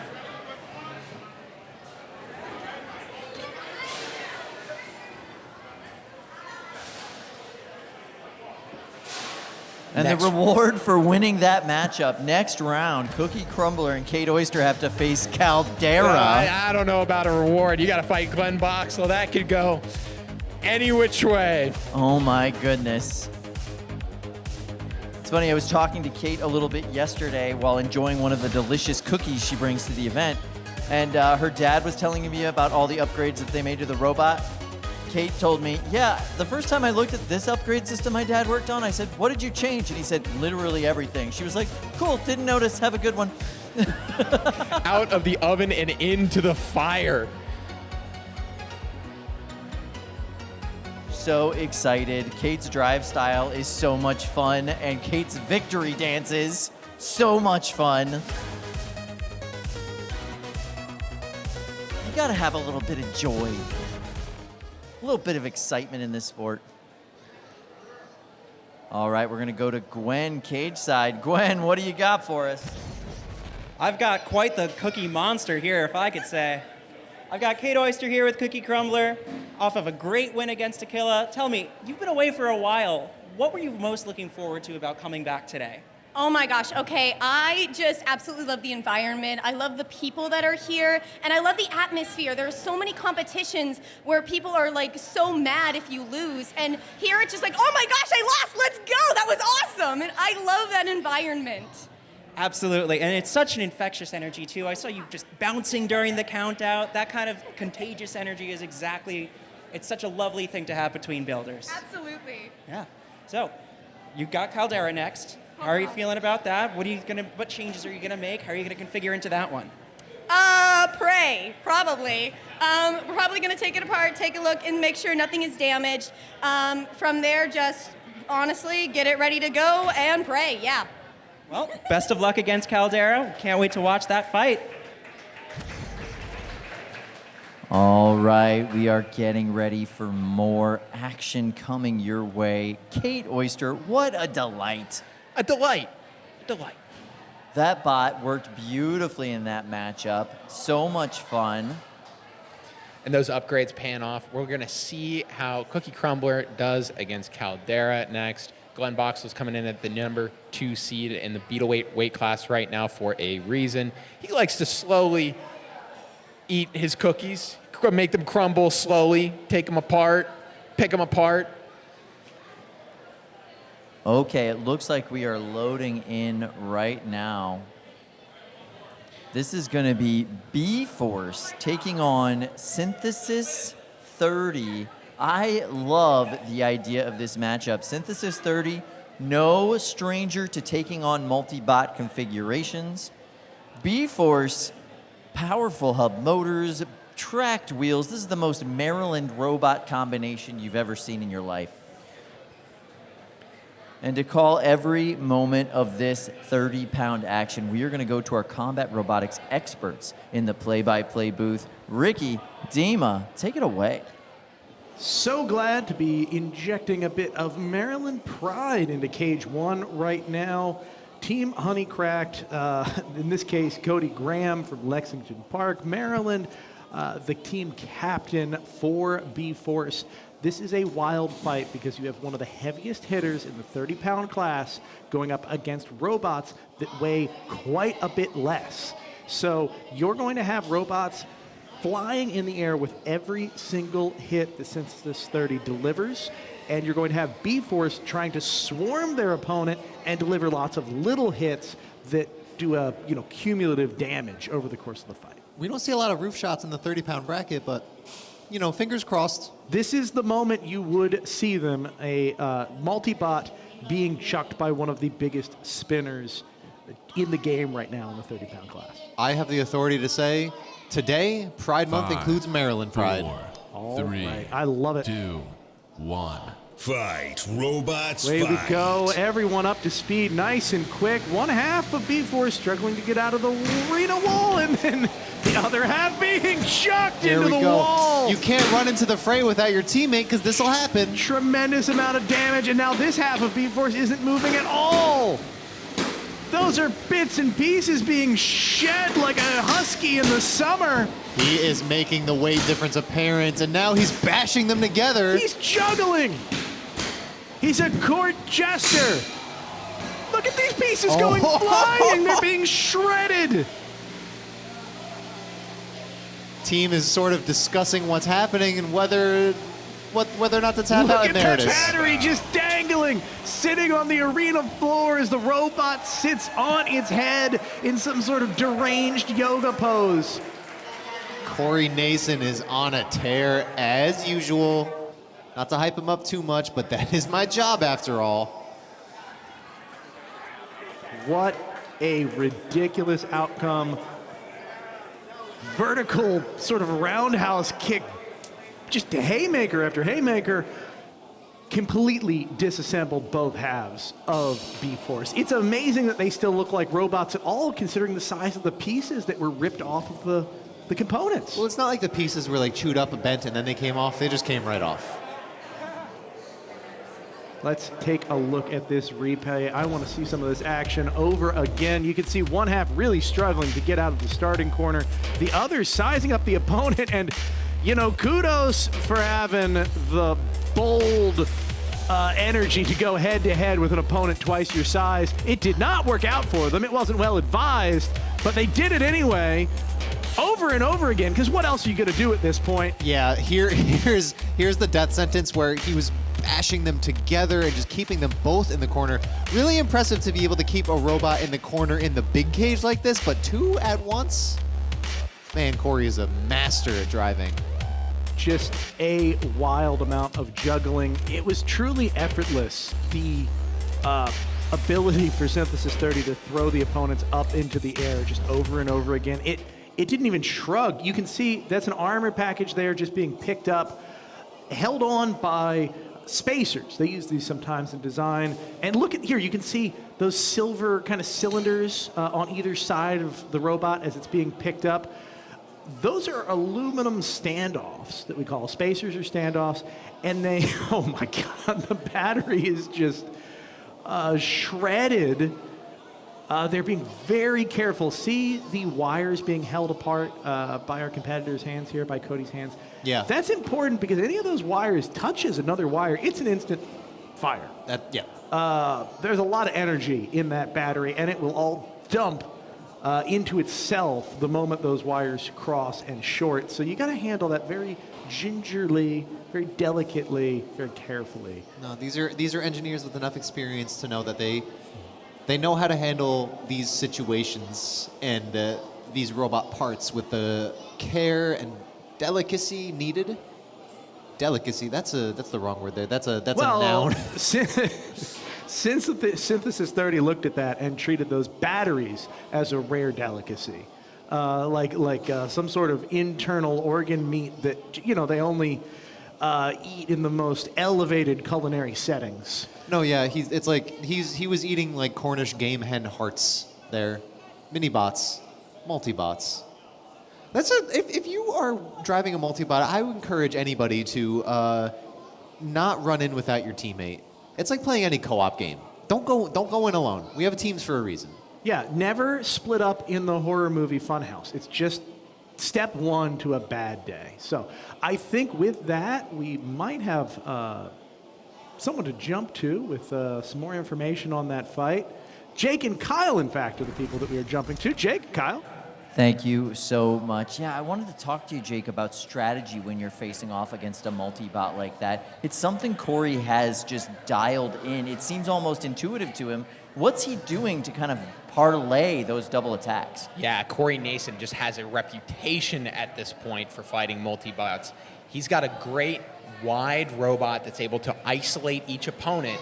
And yeah, multi-bots get a weight bonus, but on their own, they only weigh 20 pounds each. So when you isolate those fights, now instead of 40 pounds on one side of the box versus 30 pounds, now you've got 30 pounds versus 20 pounds. And that's a differential that is hard to make up. Yeah. So he put B-Force in a situation where it was a 1v1 and then was able just to juggle them over and over and over again. B-Force unable to get their feet underneath them and kind of get Corey on the back foot. He was able to take advantage of that over and over and over again, win the fight. He did a phenomenal job. We're going to go back to cage 1 where we've got more big bot action. Look at this giant blade loaded into the box right now. And to call every moment of this big blade on big blade action, we are going to go to Tima and Ricky in our play-by-play booth. Every time I see Fish, it just makes me happy. Something about the paint job, the design, the mechanisms in play. This is a robot that just pulls smiles out of my soul and onto my face. And I have a feeling going up against Overlord that someone is going to go home in a body bag. We have this is the Miyagi versus Cobra Kai situation. I'll say. 4, 3, 2, 1. Fight. Away Robots we fight. go. Jillian driving Overlord, looking for that opening on Fish. These are very similar design philosophies. It's going to come down to driving and durability. Very similar sensibilities, but I think Overlord takes it a step further than Fish does. Yeah, the question is that a step too far? Fish is, wow, look at that hit! A huge amount of baleen armor ripped off the front of Overlord. It cannot take another hit like that. Yeah, when that front plate is loose like a baby tooth. It is dangling, and now one of the front forks is gone from Fish. I think they knocked it off themselves from the impact of Overlord's hit. Those are the 2 biggest hits of the day, I think, so far. They absolutely are. Oh, and another end over, and Overlord is in the exact spot where we saw them fail earlier. It comes down to whether or not they can get an unstick from this very unfortunate position. That weapon motor on Overlord struggles to do that, but they pulled it off. Very nice. Sparks flying from these 2 robots as Fish is sent into the sky. Jillian wasting no time after that unstick. Look at Overlord. The entire chassis is starting to bend up in the middle from the force of these hits. Will it hold up long enough to gut its Fish opponent? But now that we've lost some armor on both robots, here's where the geometry is going to get funky. These 2 are locking claws. Sparks are flying. Smoke is in the air. The battery is going nuts on Fish, but it's still running. Overlord just sat there and kept chewing up Fish for like 5 seconds straight. That is the weapon battery on Fish. The weapon is down, but the drive is still running. For now. Fish is using smoke screen, and it's being sucked into the weapon of Overlord as they bully their opponent into the corner. The flames have broken out. Reminder that the fumes from these batteries, this smoke is flammable. Every bit of this smoke could go up in the right moment and a tap out. That went from a flying fish to a fish barbecue. Overlord walks away with its royal win. Overlord proving that they preside with a regal domain over cage 1. Wow. Those are 2 robots that put a ludicrous amount of weight into that spinning weapon.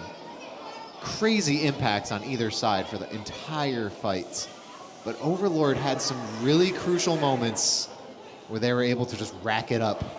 Our house robot is doing its best to extinguish whatever fire is going on there. I love this shot. You can see how the smoke kind of clears as soon as it gets near the wall. That vent along the outside ridge just blows the smoke up towards the suction system at the top of the arena.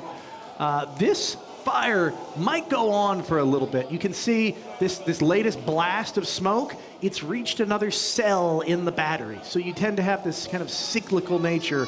A little smoke, a bunch of smoke, a little smoke, a bunch of smoke, until it's worked its way through the entire battery assembly. Yeah, we have to I'm like sarcastically saying, oh, we have to wait. It's kind of a beautiful visual watching a robot like lose all of its life force bit by bit. A visual representation of actually losing your battery. Going into the arena now with the PPE, with the proper organic acid rated face shields. Cool it off. Now, for the folks at home, they may have heard correctly that you can't exactly put out a battery fire of this type with a fire extinguisher. We use the fire extinguishers a little differently here. You spray CO2. We use CO2 fire extinguishers. You spray them on a battery fire, and it cools down the battery.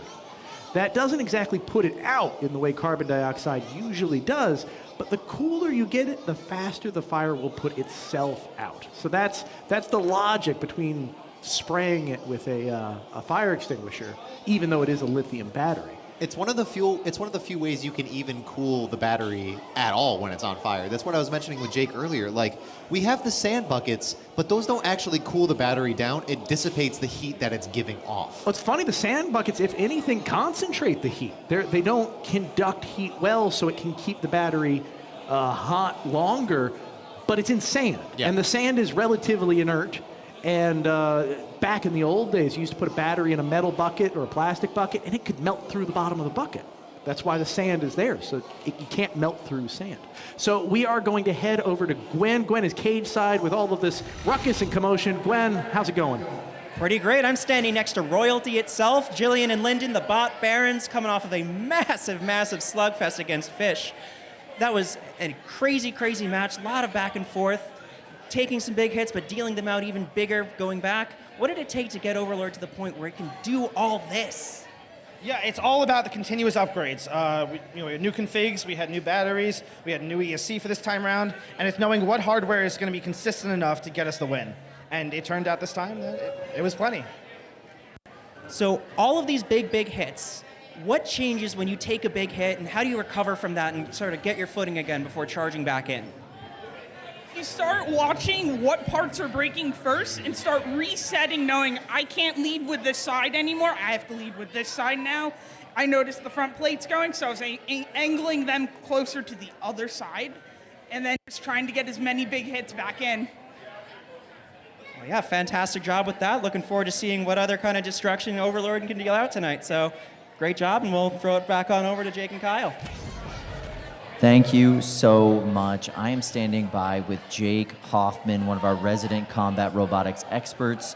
And that was an insane matchup. We were having a lot of feelings over here, Jake. That fight had me on the edge of my seat, Kyle. I was jumping up and down. It had so many back and forths.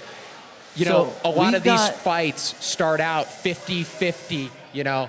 It might go one way or it might go the other way. And what you're looking for is a pivotal moment. And we had a critical pivotal moment in this fight, which was the unstick. Let's take a look at it now. So we start out, and in the beginning, it's a pretty good back and forth. Fish won a bulk of the exchanges, though, getting Overlord destabilized, staying underneath it, winning the ground game. The beginning of this fight was all Fish. We see it now getting underneath that juicy underside of Overlord, being able to flip it upside down.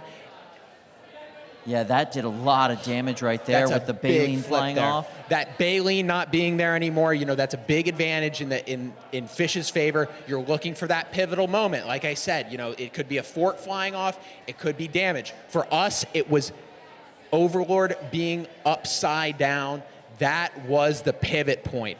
After that, Fish decided not to go in during the unstick. That was the critical moment. They hesitated and were unable to really capitalize on the fact that Overlord was upside down. That's the moment the whole fight trajectory changed. After that, it was all Overlord hitting Fish, throwing Fish up into the air. You saw that battery go out. Fish absolutely desperately trying to get pins with that weapon down.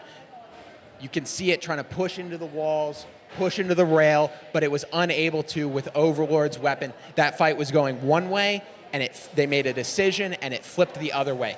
If Fish would have hit during that unstick, I think it might have gone differently. That hesitation, that time will absolutely pivot a fight in a certain direction. Do you think that might be a lack of understanding of kind of the strategy around the rules too? Because like you see that unstick opportunity, you don't necessarily think of it as an opportunity to do damage in every instance. We absolutely allow people to hit during that unstick. You know, you see those blue lights, hit, hit, hit. That's a big strategy for a lot of heavy hitting robots. For a control bot, it might not be the same opportunity, but still, it's a pivotal moment. And what you got to look for as a fighter is what those pivotal moments are, where you can tilt the fight in your direction. I think when Fish comes back in the future, maybe with a little bit more drive experience, they'll be able to find those moments and really capitalize on it. Good job to the Overlord team for seeing that unbelievable fight. That was a great fight. So much back and forth. Loved every single second of that. Really impressive work by the Bot Barons, surviving those early onslaughts, able to pull off a massive, damaging, fire-causing victory at the end.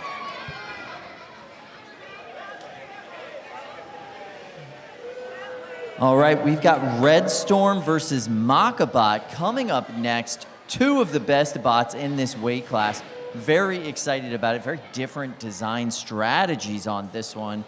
I, for one, am so happy to see Red Storm back. Me too. Red Storm is the control bot. When I think of an aggressive control bot, it's Red Storm. Kevin Malcheski has no fear. Makabot, big weapon, big beater bar, but there's no intimidation. There's no such thing as being afraid and going in deep when you're Kevin Malcheski. You know, you're always going to go after that big grab. You're trying to slow that weapon down. Grab the robot, throw it upside down. If you look at the top of Red Storm, it's got claws. Those are designed to shred belts, grab the robot, and suplex it hard. We've got more action coming your way. Overlord and Fish is what we just saw. We got to see a Fish gutted live on the stream right here on the KO show.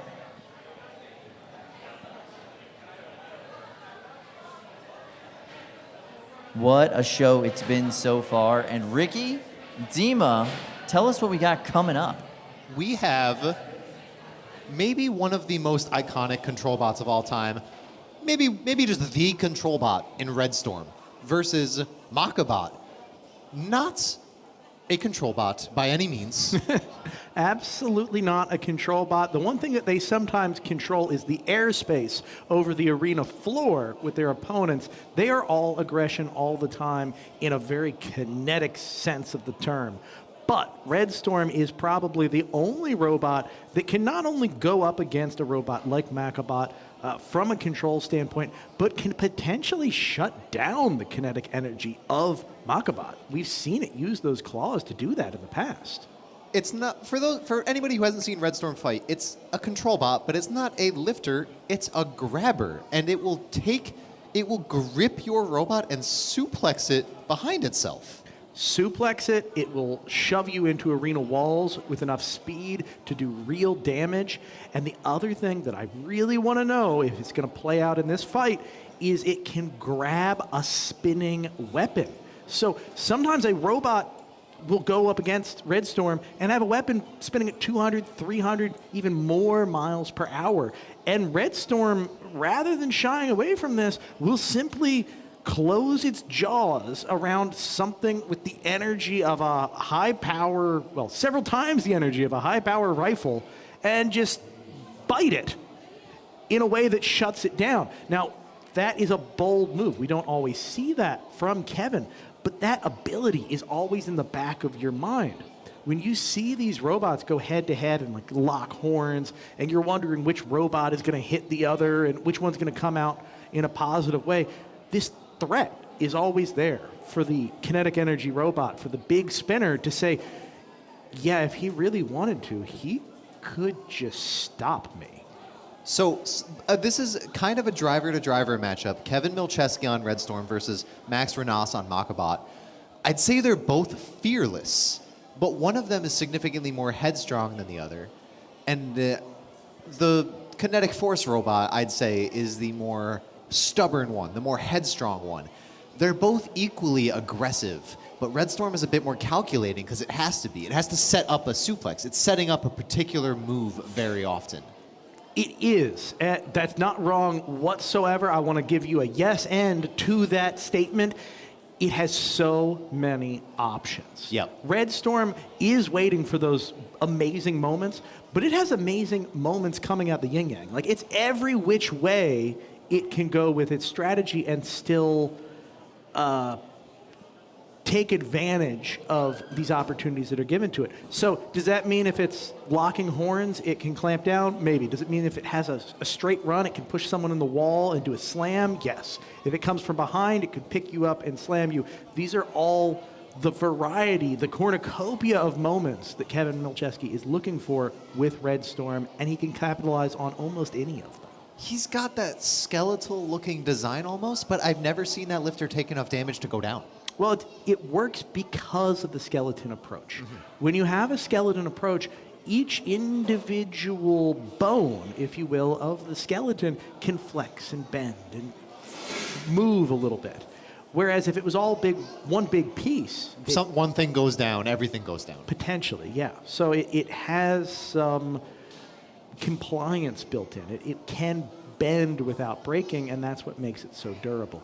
But let's not hammer on too long on Red Storm. Makabot is its own, like, ridiculously fierce competitor in its own right. Red Storm is just unique. We don't have another robot like Red Storm. There are some robots doing the same thing that Makabot is doing, but Makabot is doing it maybe the best out of all of the beaters in this weight class. Right, exactly. Everything that is brought to... Oh, I love just the fact that Flo is staring us down as they load into the arena here. Yeah, everything Makabot does, it is doing at a top-tier level. There's a few top-tier beater bar robots in play in the 30-pound class, and Makabot might be the best of them. Yeah, it's one thing to do your own thing, and then because there's nobody else doing your thing, you're the best at it. It's one thing to do the same thing that other people are doing and be better than them at it. So let's talk about where all this hype gets us, right? We're both excited. I'm literally shaking with excitement, but go on. These are robots that we expect both of them to go incredibly deep in the tournament. That's not going to happen. This is a do-or-die fight. One of these robots is going home after this. Both of these robots are heavy favorites to make it to the end, and only one is going to have the opportunity to do so. So right now, a kind of upset in that one of these robots is going to be going home is about to happen. The 30-pound bracket is smaller than the 3-pound bracket, and that means each individual match holds a lot more weight, just like the robots themselves. The stakes are high on this one. The stakes are high in every bracket. There's a prize pool, there's qualifying for World Championships, and there's qualifying for Pro Tour. That's all on the line right now. In a way, this is the fight that will tell you who you're going to see in the finals today. Makabot looking like it had a little bit of issue there. Let's hope it's able to go full force in this fight. 4, 3, 2, 1. Fight, robots. And we are off. Amazingly aggressive start from Red Storm. Exactly what we expect. Full violence instantly, going weapon to weapon effectively. Take a look. He's trying to clamp around that spinner. And every time he makes impact, the Makabot's spinner is spinning slower, and he has to spin back up. Take a look. The drive side already suffering on Makabot. That aggression from Red Storm doing exactly what it's designed to do. Now, Makabot has become a plaything for Red Storm. It can pick and choose its hits just like that one. All of that shock is being turned back onto Makabot. All of that force being redirected into itself. Every time it gets slammed into by Red Storm. These are big hits, and they are doing damage to Red Storm, but so far it's still functioning just fine. The same cannot be said of Makabot. Staring each other down, who's going to take the first engage in this part in the second minute of the fight. This defensiveness from Makabot, in a way, makes it harder for Red Storm. Now Red Storm has a right and wrong decision to make. Max is not trying to give him those openings that he wants, but here's look one. Look at this! Makabot on the rails. It may have to use its unstick. For those that don't know, Red Storm is known for fighting and flipping the house bots themselves. The unstick was called. I believe the unstick, yes, the unstick is being treated as completed. That is the one extra life Makabot has.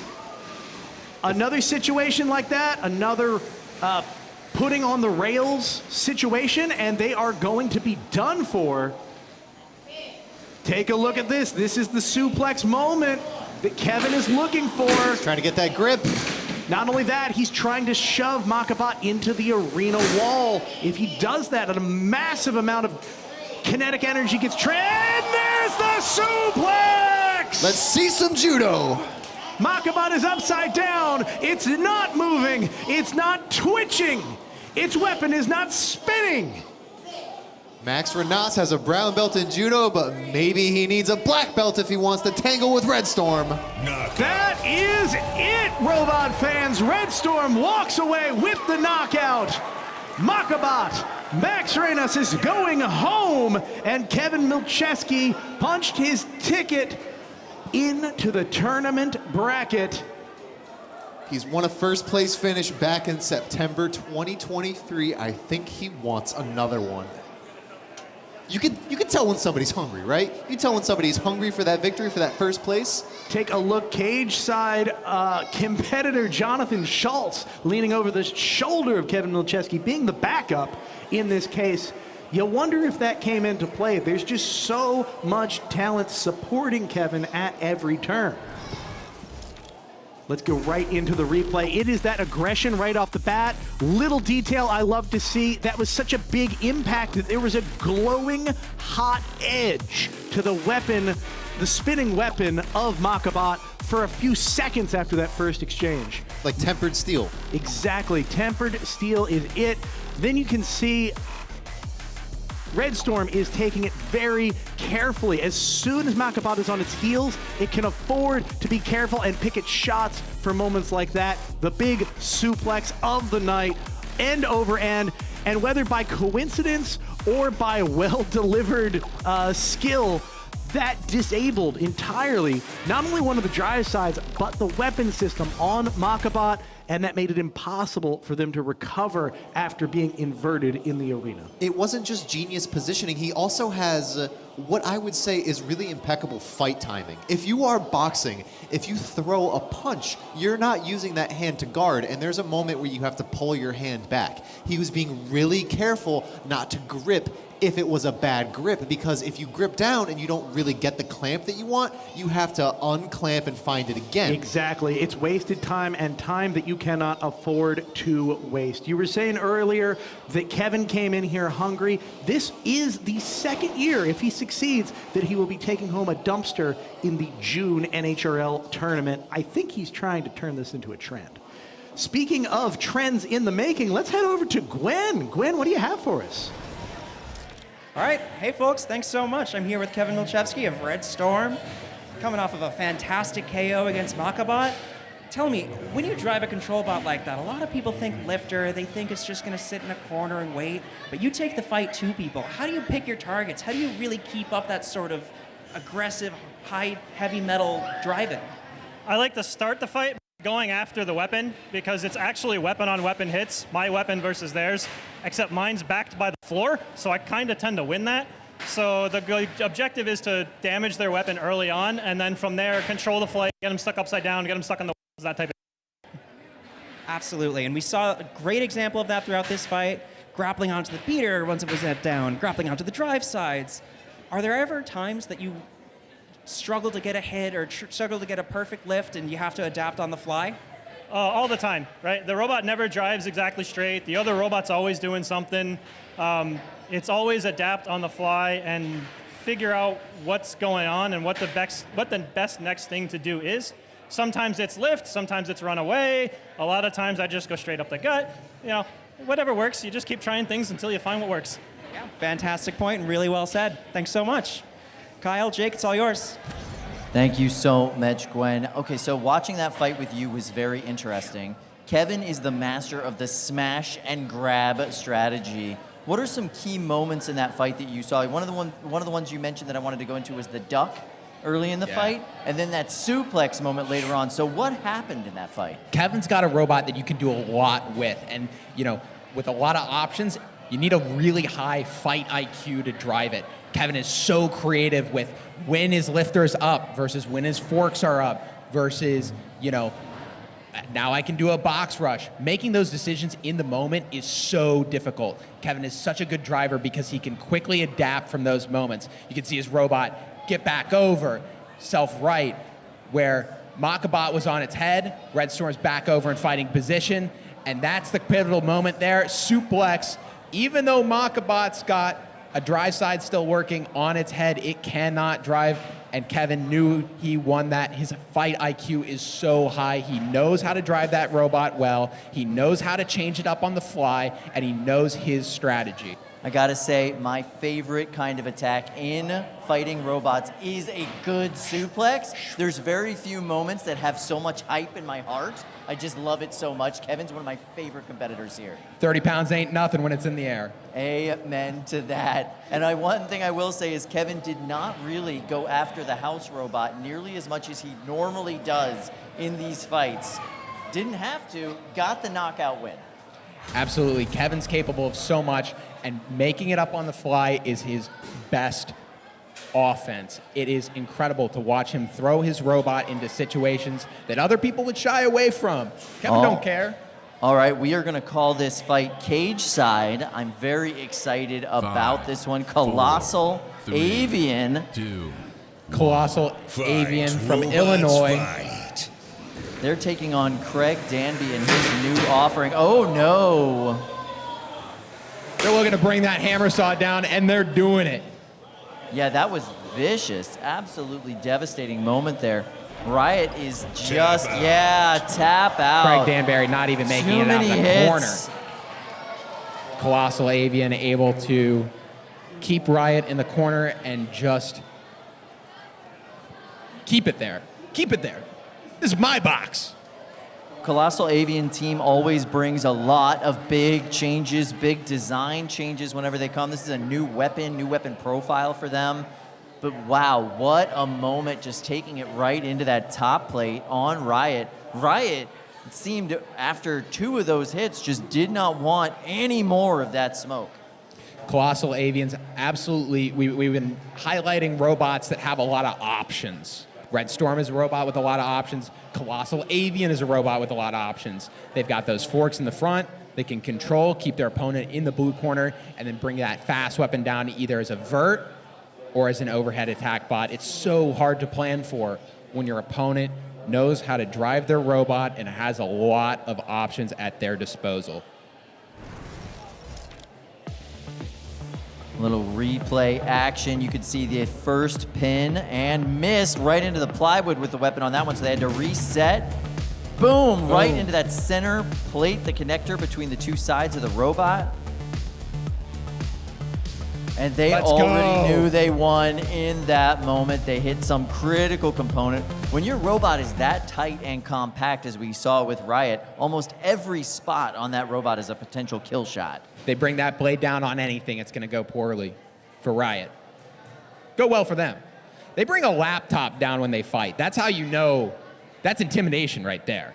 I thought they were just getting telemetry data from the motors. Why do you possibly need a laptop? Yeah, just to get some telemetry data. Whatever. That's a big word for Elmo. They want to know that if their motors are whatever hot. that means. Is it hot? It might be Maybe. hot.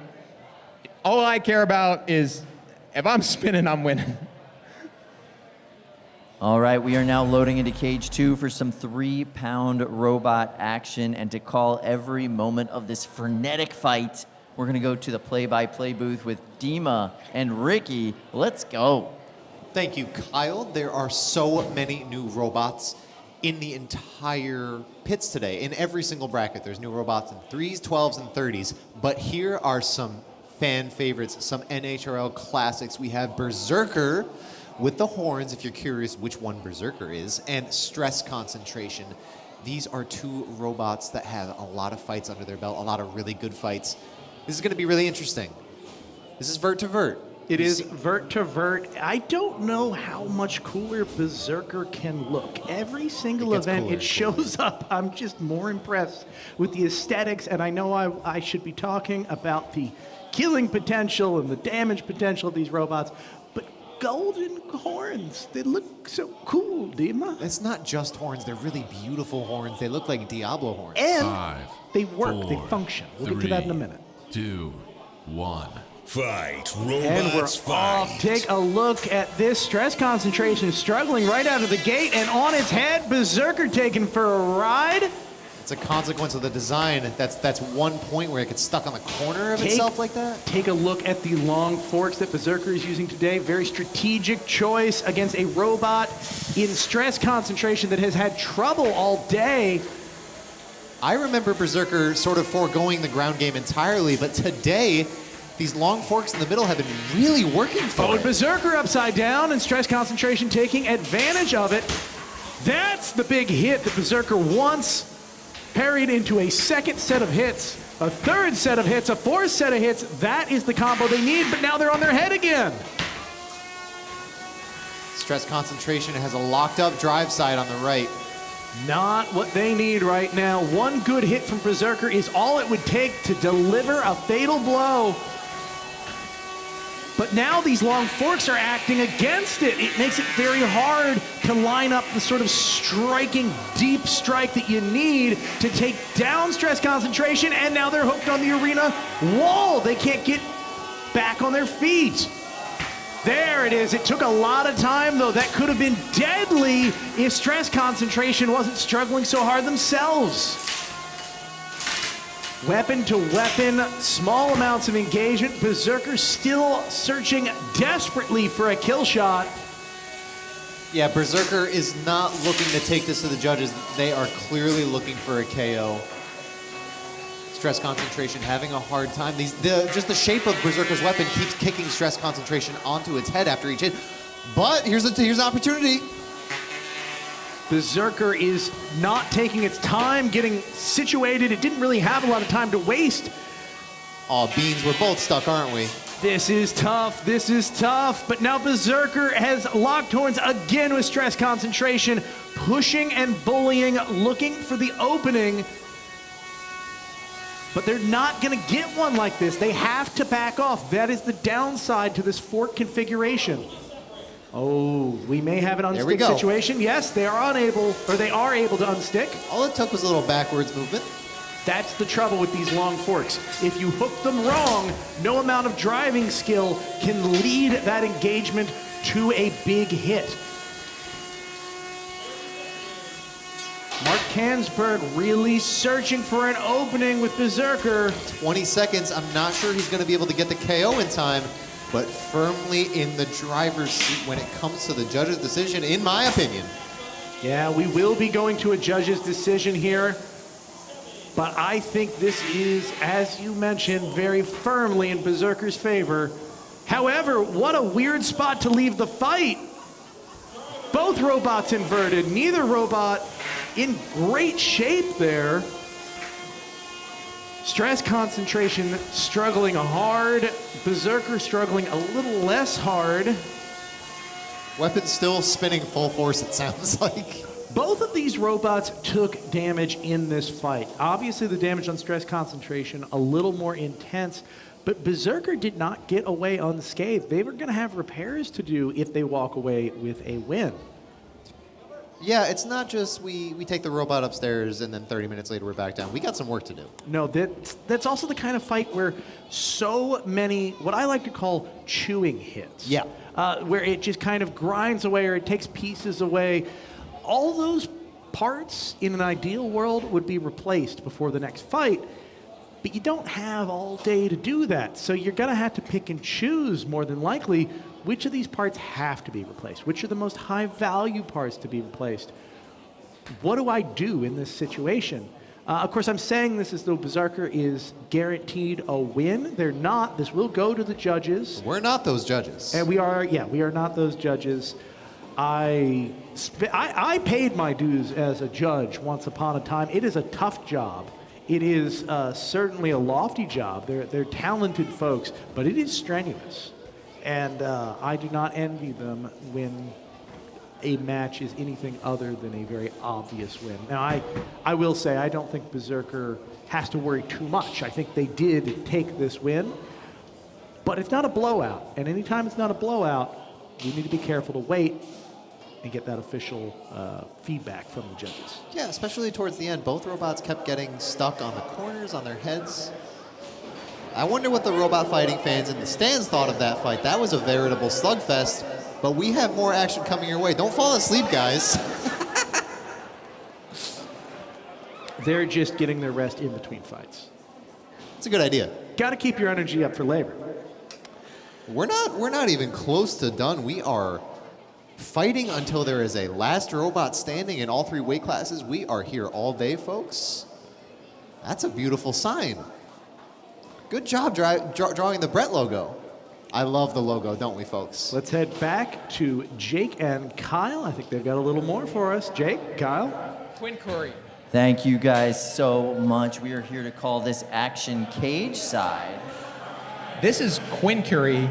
This is a Thagomizer style robot, and I saw them fight earlier today, and it was fantastic. It worked great. These 3-pound Thagomizers tend to have a little bit of trouble with maneuverability because of how small the cage was, how big the cage is. Quinn Kareem does not have that issue. So a Thagomizer style robot, they've got this big front package, they've got these forks, and they've got a lightweight blade in the back, and the goal is to swing that blade into the opponent and get a great purchase. Robots fight. Lining that shot up. That's a great hit from Quinn Kareem right off the bat. Stuck in the wall. Oh yeah, that's not good. Looks like they're gonna make their way out. They're not gonna be using that unstick quite yet. That's a critical moment there. Trying to swing that big blade around. Stuck in the wall Stuck in the wall again. They're running a super sharp blade, and that super sharp blade gets stuck in the wall easily. The unstick has been called. Try harder, getting in there, trying to do some damage while that unstick is in progress. They're out from the wall. They're running a single tooth disc. That's going to get a lot of purchase. Under with that fork and trying to make the shot. Nice hit there. Beautiful Try move. harder upside down. That is where Quinn Kareem wants them. Quinn Kareem trying to get off the wall. They don't want to get stuck a third time. Verts are so vulnerable in that upside down position. Quinn Kareem has to take advantage of that. But it looks like something is wrong on the drive of Quinn Kareem. They're getting high-sided. That weapon working fine, but I can see a lot of drifting happening. Quinn Kareem staying aggressive as much as it can, try harder, looking for its opportunity here. It's been on the back foot, but can absolutely change this fight with the drive. Partial out on Quinn Kareem.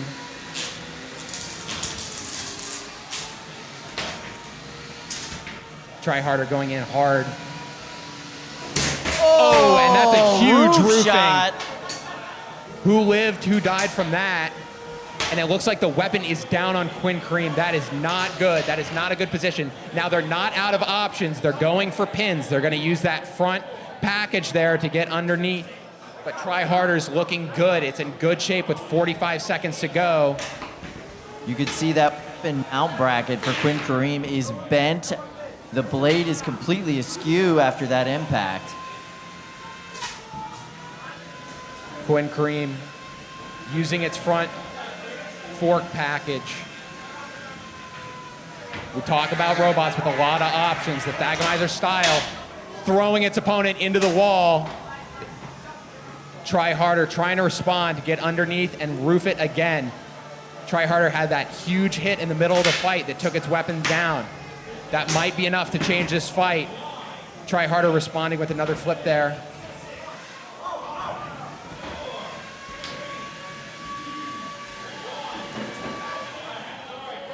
That was an insane back and forth.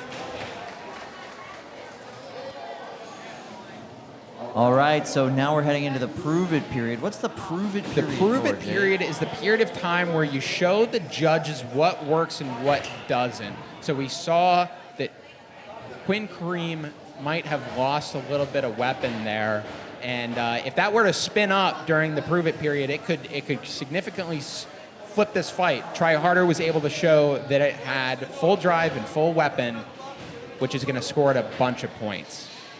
One of the judges' criterias for this season is condition. What condition was your robot at the beginning of the fight, and what condition did it end up in at the end of the fight? Quinn Kareem really took massive damage. It was a decent back and forth. Both robots on the back foot at points.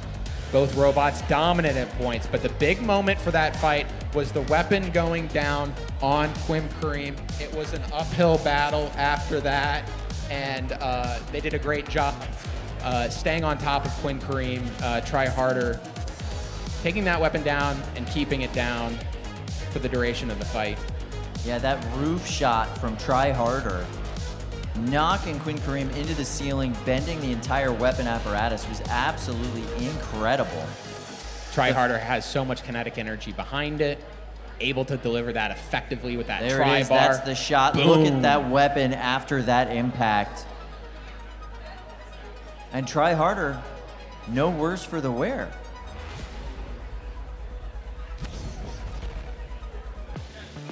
Shot of our pits. It is just busy, busy, busy up there right now. There's so much cool stuff up there, Kyle.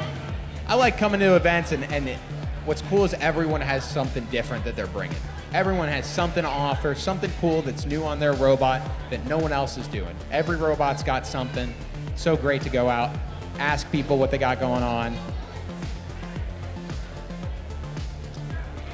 Well, I'll tell you what, we're loading a robot here into Cage 2 that's got something no other robot has, and that's cookies.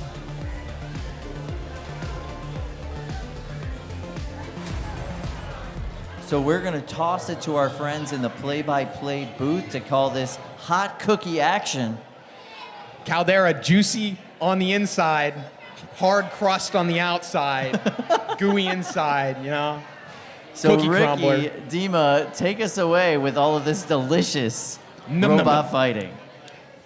I'm always interested in kind of the gooey, melted center of whatever the situation is, and the cookies that we have in the arena and cage side. They are literally fresh baked. They are given out with an amount of love and community spirit that I think is just treasurable. And as I mentioned earlier, I am now starving. Dima, what do you think? We have a lot of animal robots at these events usually. Today, there's a surprising number of food robots. We got Cookie Crumbler, we got Hot Dog, and even the sharks are gummy today.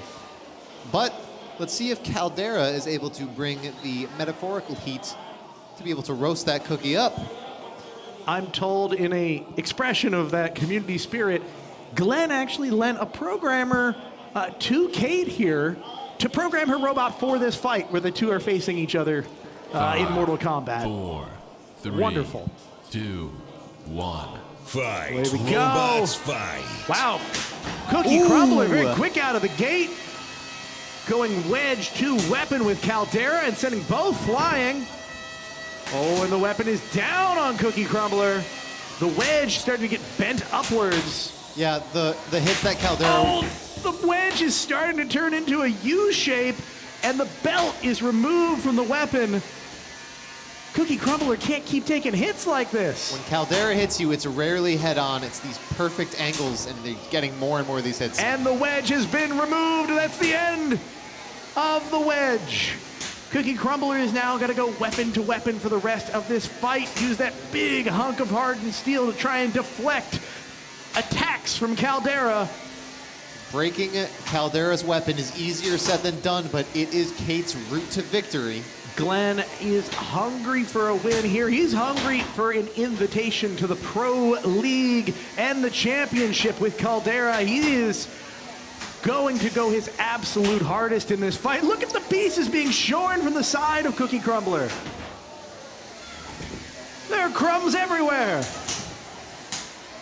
He helped Kate program her robot, and he decided, I gave you the ammo you needed. I'm not going to take it easy on you. What I gave, I can take away. He is very energetically deprogramming Cookie Crumbler. Truly the dad figure of the sport. If I gave it to you, I could take it away. Housebot moving out so that Cookie Crumbler has room to move out of the corner. Even with a drive side down, it's not over. Anything can happen. That wedge coming back into play. It hasn't had enough yet. Oh, and now Cookie Crumbler getting hung up for a moment on its own wedge. Hard to drive around debris in the cage, no matter how big or small, but can't get stuck on your own pieces. One drive side down, a weapon down, and Glenn Boxell is going to go hard for that remaining drive side. Disable that wheel and leave your opponent lifeless on the arena floor. That's the name of the game. Glenn loves carnage like the rest of us. He does not go for judges' decisions. He goes for KOs. Oh, and that was a little bit more damage on that drive side. It is slowing down, Dima. It should be a testament to the survivability of Cookie Crumbler that even after losing the wedge, we Look have how not... delighted Kate is with the destruction of her robot. She's grinning ear to ear. A true lover of the sport has fun even when they are losing. Yeah, but Dima, this is like a Cheshire cat in the middle of a murder scene. More and more pieces flying right at the camera. That is the match. It will be going to the judges, but there is no mystery here. Glenn is going to be walking home with a very strong win. And he is smiling himself. He didn't look like he took a lick of damage there, Dima. If you are a fan of classic robot designs, old school sensibilities, you are a fan of Glenn Boxell and Caldera. Thank you so much. I couldn't keep that other wheel. It's fine. Roblox ready? Kate saying, I made it the whole 3 minutes. I made it to the bell. I took you the distance.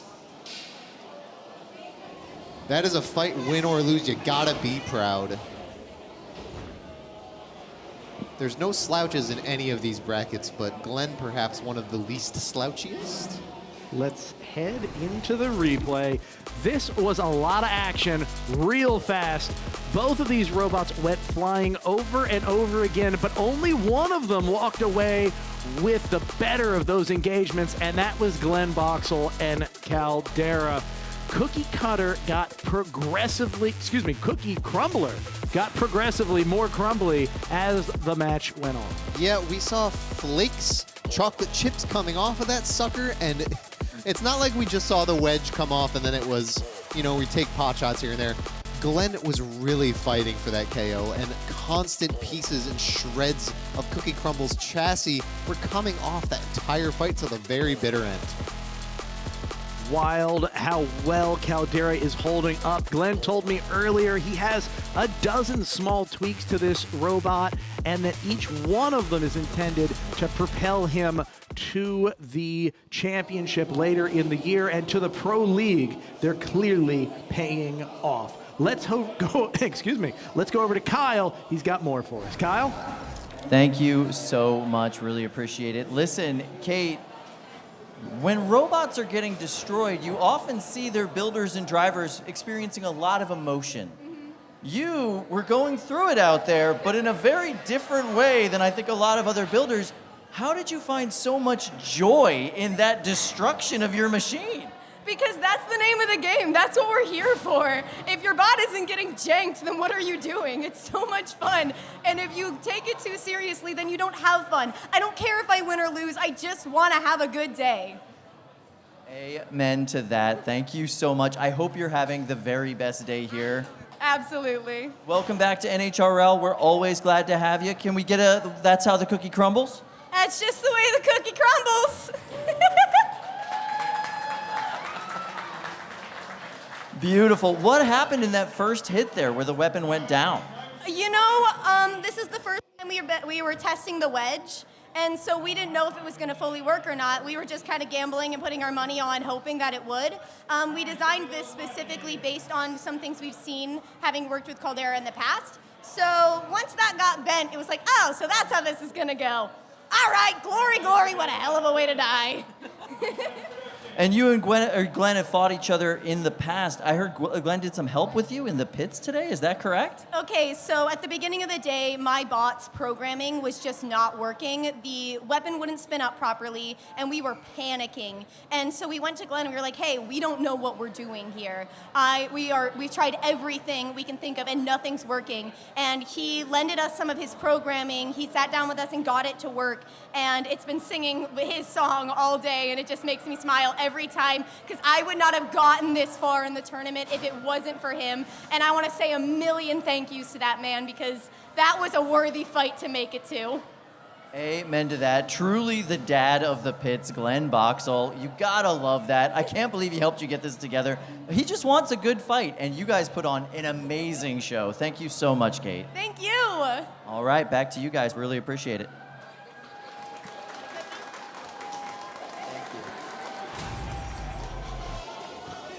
Oh boy, Dima. Oh boy. This is my first time, I believe, that Julian has been on stream with Turbo Fiend. This is the robot that I once won a dumpster with. Now it is being helmed by my brother. I was about to say something mean, but I stopped myself. I thought you were about to say my best friend, and I was going to go, oh. 5. He's up there. 4, 3, 2, 1. Fight. There we go. Short fight. fuse trying to take down Turbo Fiend. Turbo Fiend off to a shaky start for a moment, but going in for a hit. Turbo Fiend is the control bot here. Short Fuse is going to try to bring the beat down as fast as he can. Wow, but here we that's go. A lot of material being taken off of Short Fuse. When the two of these, oh wow, look at the armor package is being shredded on the side of Short Fuse, and smoke is erupting. That's the Papazian Classic. What a wild outcome. That was absolutely surgical. Look at the gashes. The absolute canyon that has been torn in the top of Short Fuse. I think it's my day. Do that Julian, it might just be your day. You could be right. That was a tremendous amount of damage packed into a very short period of time. What do you make of that, Dima? He is calling shots like Babe Ruth. He's looking for a home run. Turbo Fiend has a habit of shredding. It has a habit of cutting into opponents and causing battery fires. Verts can do that, but it does it at a very high rate. Its next opponent, though, is going to be fan favorite, a looker in the form of Berserker. Berserker is another robot that becomes so aggressive when it goes up the right opponent. And Turbo Fiend versus Berserker, I imagine, is going to be an all-out slugfest. That's going to be one to watch, folks. So stay tuned, because we are bringing you more and more action all day and all night. This is gonna be good. Let's take a look at the replay from this fight. It's all carnage after this first set of hits. Frankly, Turbo Fiend does not get the best of its first exchanges. It kind of loses the couple times it goes weapon to weapon, but this is where it changes. As soon as it starts digging in on Short Fuse, it's all over. Whatever Julian is doing with that weapon blade, it cuts through carbon fiber and TPU like butter. Not to mention the batteries that it cuts through on the way through the robot after getting through that armor. We've made a lot of improvements to this robot over the couple years that it's been running now. It used to sort of require a pin to get those battery fire critical finishes, but nowadays it doesn't need that pin. It throws you and it cuts you at the same time. What a fearsome force. Of course, we have spectators lined up to see this carnage up close. I know that NHRL is a great experience at home, but oh my goodness, seeing it live is a whole nother thing. Speaking of live, we have Jake and Kyle have some more info for us. Thank you so much. We do have some judges' decision results coming your way right now. First and foremost, Try Harder does in fact win out against Queen Kareem. We saw that one coming from a mile away. But the other one that might be a little bit less clear to those of you who watched the last fight, okay, probably not. Cookie Crumbler did in fact lose that fight to Caldera. Glenn on that path to qualify Caldera at this event, and I think he's looking pretty good at it. Caldera's going to have to check his A1C after having that many cookies. That was terrible. I loved it. Absolutely amazing performance from Glenn. Also really fun to find out Glenn actually helped her get her bot up and running just for this tournament. Love that. That's the type of community it is. You know, I'd rather fight you than not fight you. So, and Glenn's always one for a show. So. Absolutely. I love that she said her bot was singing Glenn's song all day, referring to that turn-on tune. Really smart. I like that. We are so excited to give you more 3-pound robot action right here in Cage 2. Sir Slicey versus Sea Dragon Roar. Sir Slicey's got this super cool angled blade. Now, what you see a lot with like beater bars and discs is discs are good at cutting, but beater bars have a really wide purchase. You get an angled blade, you get the best of both worlds. You get the cutting, and you get the danger zone. Evan Bimji, Golden Dumpster winner. Really amazing machine, and he's just a phenomenal intuitive driver. Going up against William Marchese, who's told me that this might be the last ride of this version of Sea Dragon's Roar. If he can't get it to win fights today, he might retire this design and start over. So it's all on the line. 100%. And that means he's throwing it all out on the plywood. There's nothing holding back today. I don't want to see him get even close to the tap out button. You got to go all the way with it. Absolutely. And to call every moment of this action, we are going to go to the play-by-play booth with our combat robotics experts. Dima, Ricky, let's go. Thanks so much, guys. This is going to be a fun one. As they mentioned, very different weapon configurations. This sort of double-angled weapon spinner going up against a single vertical, relatively thin bladed spinner. The thin blade is going to slice and dice a little better if it can find a weak point, and if it can't, that double disc is just going to throw its opponent into the arena walls, maybe the ceiling. This is going to be a great one to watch. The cantilevered blades on Sir Slicey, nobody is doing it like Evan and his dad. 5, 4, 3, 2, 1. Fight, robots, fight. Go, Sea Dragon's Roar quick out of the gate. Sir Slicey a little slower. Sir Slicer losing the first, oh wow, they're back again. The two of these, this is very back and forth with Sea Dragon's Roar now stuck on the arena wall, able to free itself, but it loses a belt in the process. Able to free itself, but that's time spent not attacking.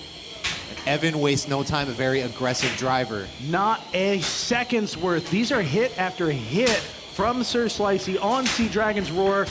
This is an incredible combo chain, Dina. Absolutely. He's going into the wall, and every single time he bounces off, Evan chases him down. Now, look, Sea Dragon's Roar is starting to shake a little bit. Something has gone wonky in that robot, and the weapon blade has now stopped. This is a problem. This is where damage starts to rack up. Can't count out William, though, especially when Sir Slicey goes head over heels like that. He is the youngest dumpster winner in the sport for a reason. I have a feeling Sir Slicey's career trajectory is only going upwards from here. He's proving it now. William Marchese is not, he's no slouch when it comes to driving skill.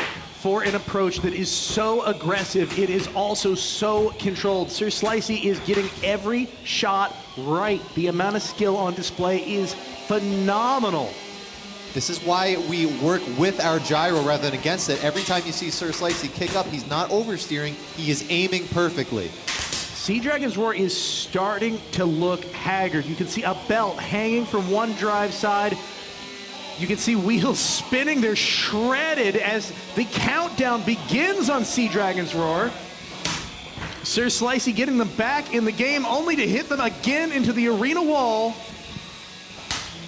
Here's the thing against Sir Slicey, it's hard to even breathe against them. Oh my goodness, Sea Dragon's Roar is looking completely disabled. Can they come back from the dead? Little victory lap, a little practice, some figure eighting. 2, 1, that's a knockout. Impressive. Very impressive victory from Sir Slicey. Incredibly decisive. I don't know if I saw a single mistake in that driving performance. Absolutely not. Another chant for Sea Dragon's roar. A final roar, perhaps, for this design if William stays true to his word and abandons this. I mean, it's been fighting well up to this point. It's hard to be mad at a loss against #1 seed, and Sir Slicey is #1 seed today for a reason. For a very big pair of slightly angled and very sharp reasons. Let's take a look at the replay. You can see just an incredible chain of hits, very few wasted moments here.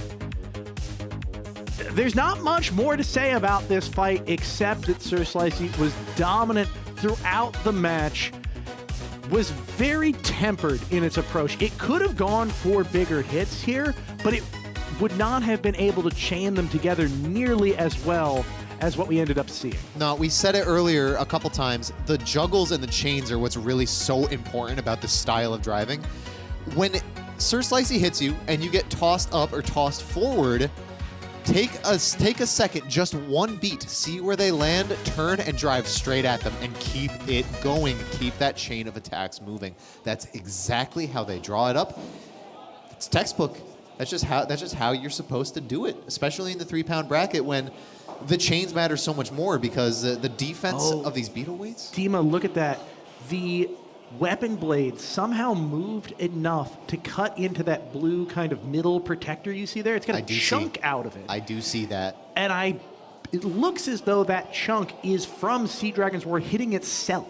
Or when it was trying to self-right that time, but maybe not even. Possibly, but the alignment to me looks like it was self-inflicted. That meant there was a tremendous amount of flex in that chassis for something that usually has like a quarter or a half inch of clearance to reach things that it wasn't supposed to reach, and then move another half inch to put that big of a gouge. So there were some really big forces, a lot of energy in those exchanges. But then again, we knew that now, didn't we? We did. When it comes time for William to assess the damage on his robot, I think he's going to see that gash in the top plate and realize, oh, Sir Slicey couldn't have actually reached me. That was probably me. And maybe that's something to think about when redesigning the robot and looking at the weapon geometry.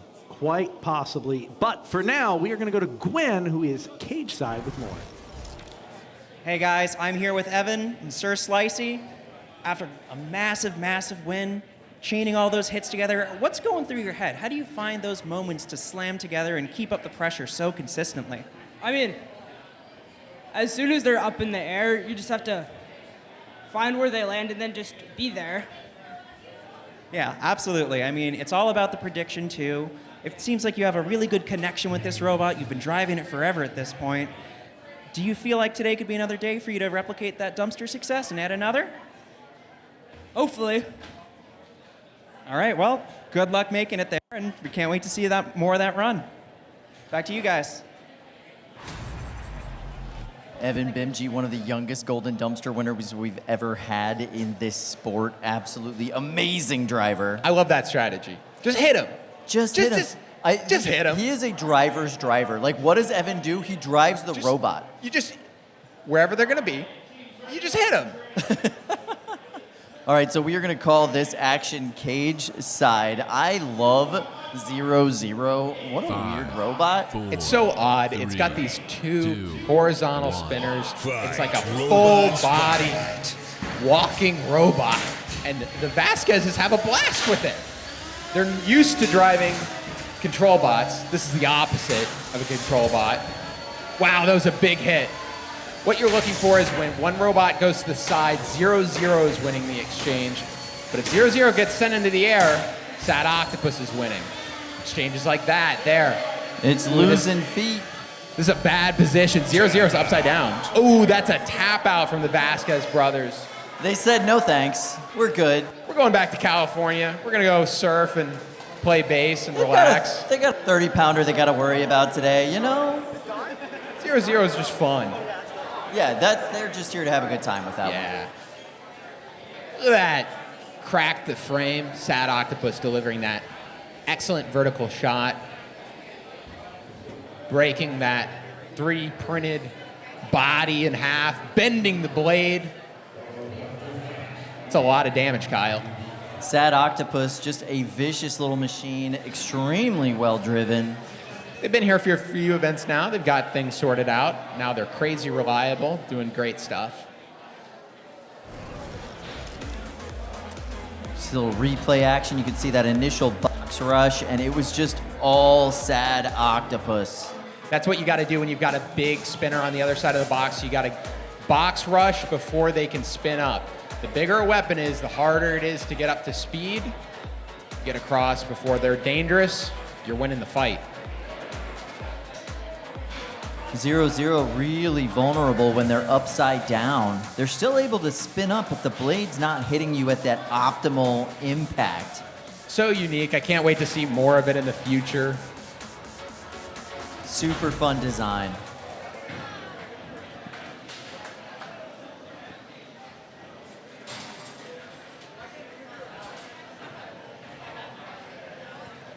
We've got some big bot action coming your way. We're gonna have Buzzkill taking on Hot Dog.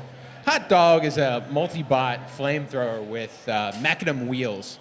The thing about mechanism wheels, Kyle, is they're very complicated and easily broken. Also, and we got Buzzkill on the other side of the box, which is notorious for breaking wheels. So we're gonna see how this matchup goes for the MIT crew against one of the best horizontal drivers in the weight class, Liam King. Now, I will say, I am not a robot designer, right? That's not a thing that I pride myself in. But mechanism wheels are on a control bot. Seems like a really interesting choice. You're not going to get a lot of pushing power with those, am I wrong? Right. So what MIT has done is they have gone with a cleated mechanism wheel. So our floors here at NHRL are wood. And what that means is with a titanium or a steel spike, you can dig into that wood and get a ton of traction and purchase. The idea behind Hot Dog is that they're going to combine the maneuverability from the mechanism with the high traction of a cleat. So that is what Hot Dog is. They've got two robots here. They're going to try to control Liam, light him on fire, burn up his internals, all sorts of scary stuff. I'm excited to see it and to call every moment of this flame in action. We're going to go to the play-by-play booth with Ricky and Dima. Thank you, Kyle. Don't think I didn't catch that. Just kidding. Hot Dog is really interesting. We saw it on stream earlier where one of the igniters wasn't working, so they weren't able to fight with both robots. I hope both are working right now because those mechanism wheels that you mentioned are beautiful in action. I love strafing and drifting and seeing some really cool driving moments here. I see both igniters. I see flames on both. That is all it takes. They don't necessarily have to light up to start the fight, but we do want to see the igniters and the fuel. You know, if it doesn't happen to catch in that first second, that's all right. We just need to know it's working. You need to see both. We didn't see igniters on one half the first go around, but we see it now. Interestingly, the igniters, if you only have one igniter, that's okay, as long as they both shoot fuel. Yeah. Because then you can have one ignite the other. For a second, Liam took off his lanyard. I was wondering if he was going to have to use repair time, but I think he's okay, and we are starting. 5, 4, 3, 2, 1. Fight. Away we go. Robots Ooh, fight. that's a speedy start for a mechanism wheel. Hot Dog looking for a pin or a push. Getting tossed away by Buzzkill almost effortlessly, swatted like a bee, ironically, and there are the flames. Even though Liam doesn't have mechanism wheels himself, he is extremely maneuverable, in my opinion, the best driver in the 12-pound weight class. Let's see if he can put that skill to use against two mechanism wheel robots. Hot Dog has to get aggressive here. They need to get a pin for that flame to be effective. And right now, they're kind of taking a spray and pray approach. Buzzkill is not easy to pin down. I say it all the time, #1 seed for a reason. It looks like when he's inverted, the weapon can't necessarily reach. It's perfect, actually. The inverted nature on Buzzkill. Oh, that was such a good opportunity for Hot Dog. And they flub it. Will they get a second chance? Liam might not give them that chance. He's racking up damage. These hits to the side are dangerous because, as Jake mentioned, these mechanism wheels are a little more vulnerable and harder to put together than regular wheels. Buzzkill is hurting Hot Dog like a German shepherd in a field. Half of Hot Dog is now immobile in the arena. Oh, and the front armor. Buzzkill has broken the welds on the front armor on half of Hot Dog, and now the welds on the other. He's taking these robots apart piece by piece. These wedges are both having the exact same failure point. Liam King is nothing if not consistent. Look at that. Look. Oh, the fuel cans. I see them. The fuel canisters, all of them are exposed. They can be shredded at any moment and go up in a fiery plume. Let me see a fireball. Liam King is teasing us. Oh, I saw a shot of fuel come out of the side of the robot without it igniting. Hot Dog would be counted out any moment if Liam decides to stop attacking. It's limping, it's trying. An unstick has been called, and the front armor has been short off entirely. Fuel is laying in the arena floor. The Hot Dog team is laughing with joy, just like Kate said, if you're not here to see some destruction, why are you here? A wild, wild end to this. What will happen to the other half of Hot Dog? Are they gonna get back in the game? The wheels are running on the other half of Hot Dog. They are functional. It's just they're not on the ground because the chassis isn't flat anymore. Yeah. MIT served up Liam King 2 Frankfurters on a silver platter, and he said, nom nom nom nom. Delicious afternoon stack for Liam King. A bit of Maryland pride from Team Honeycracked alumni. That is a wild outcome. Bro, you're gonna spoil your dinner. You're eating 2 hot dogs before 5 p.m. Oh, that's just a warm-up, Dima. Going Kobayashi on these.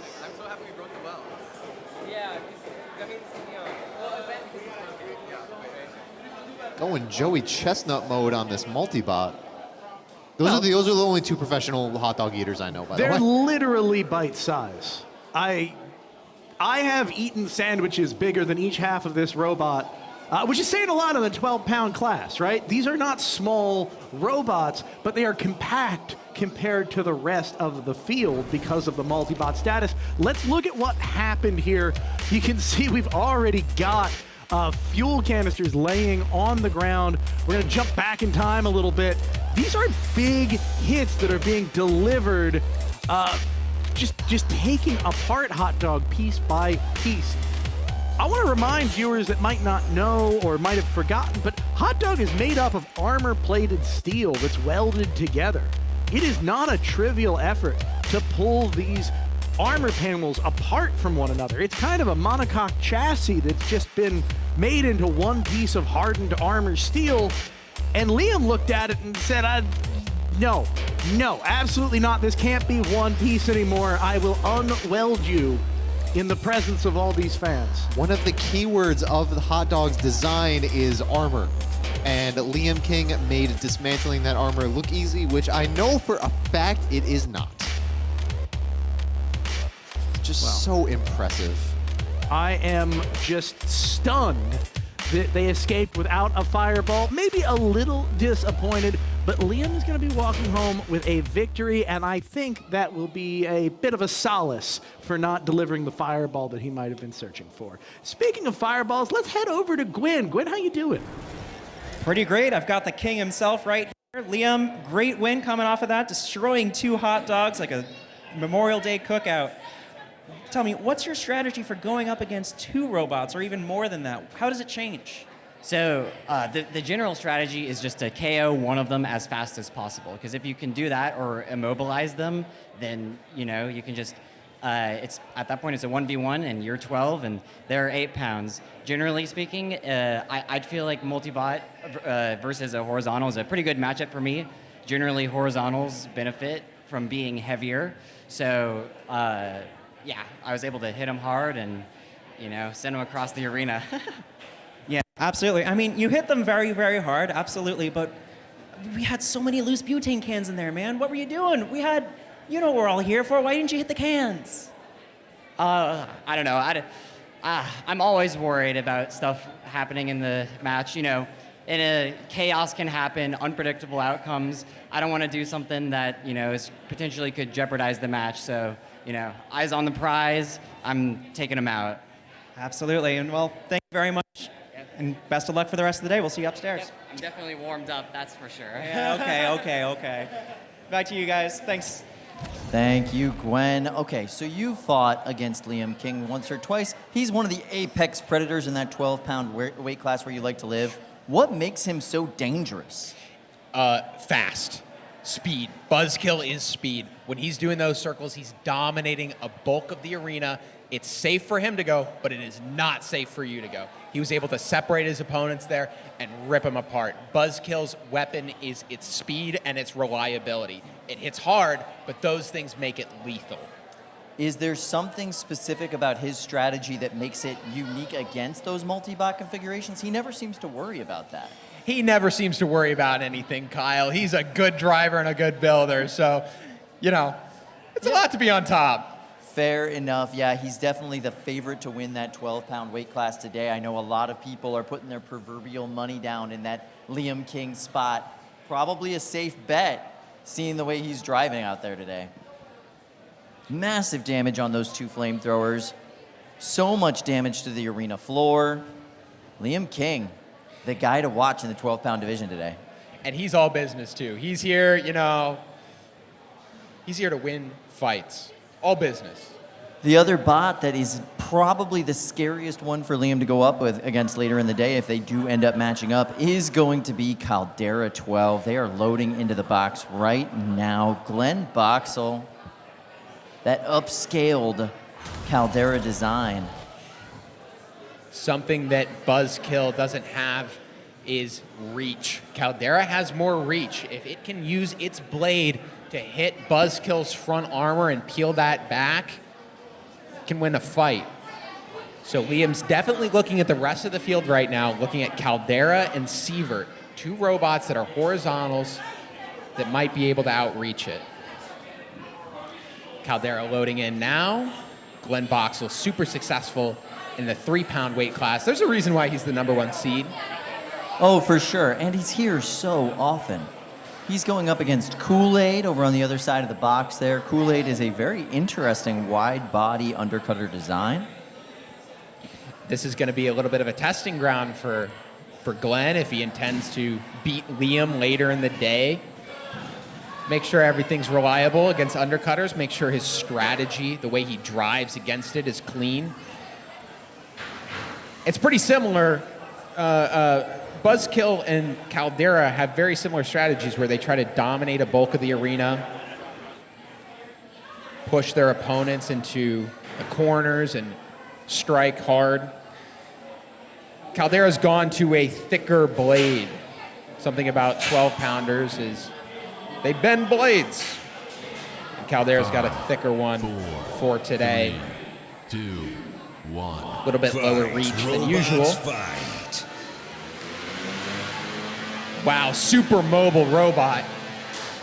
Yeah, I'm liking Kool-Aid. Wow, that thing can move. Ooh, wow. Nice hit. Kool-Aid's got a much larger blade, but Glenn's got a wheel. Looks like Glenn got 2 of the 3 wheels on that side and then shredded the drive side on the other side. I'm not sure they can move anymore. Kool-Aid is a sitting duck. The only thing they can hit in this upside-down configuration is the top of Caldera's wheel. You can see there is a chunk of wheel missing on Caldera, but it's not enough to hinder its mobility. Tap out. And that's a tap out. Glenn Surgical dominating the box, tearing it apart. He's happy. What a devastating matchup. Glenn Boxall just showing the experience, the domination.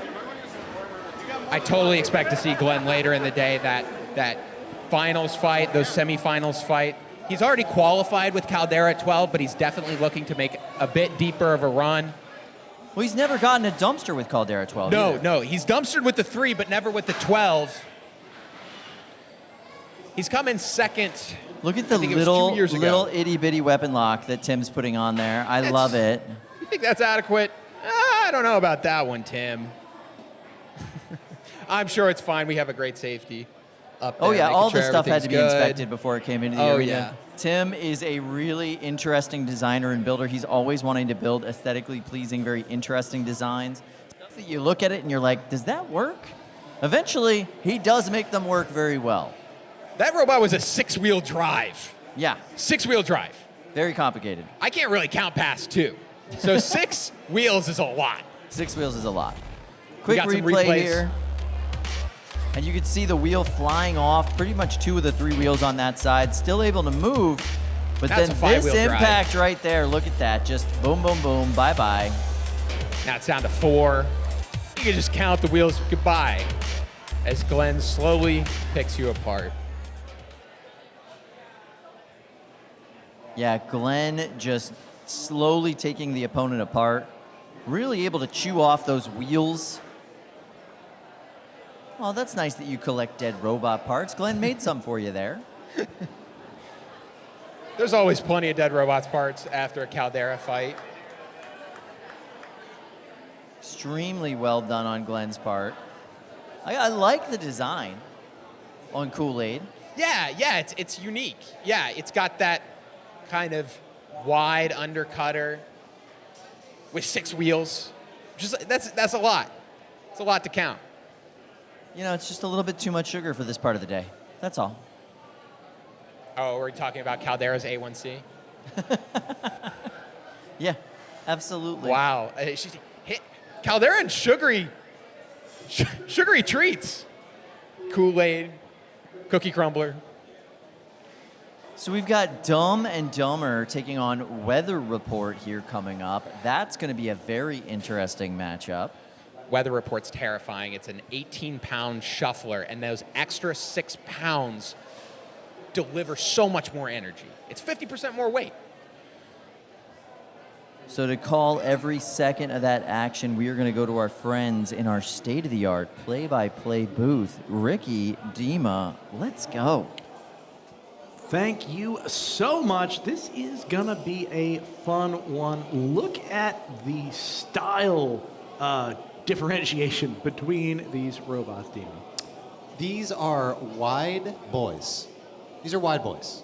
But one boy is wider than the other. I boys. was going to say, if you just say they're wide boys, the widest of the boys is probably going to feel like you're underplaying their wideness.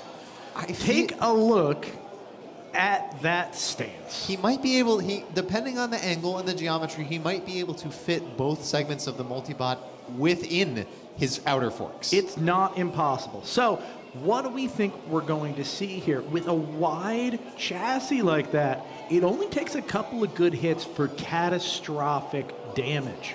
So, what you're really hoping for with a chassis that wide is that you're using that to corral and deliver hits rather than tee yourself up in a way that just makes you vulnerable. And either one could happen. It's really hard to predict. Take a look at the forks that are on display here. You've got this kind of tiny fork by comparison.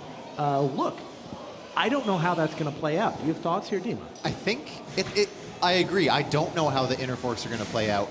I think this is going to come down to teamwork. I think this is going to come down to if there is enough synergy on the multibot side, if they can get angles with teamwork, they have this. If they can't, the weapon and weight difference is going to be the deciding factor. That's a really reasonable way to look at this. I would not be surprised if it plays out that way. It's a little fundamental, but that's what I'm going off of. It's completely reasonable.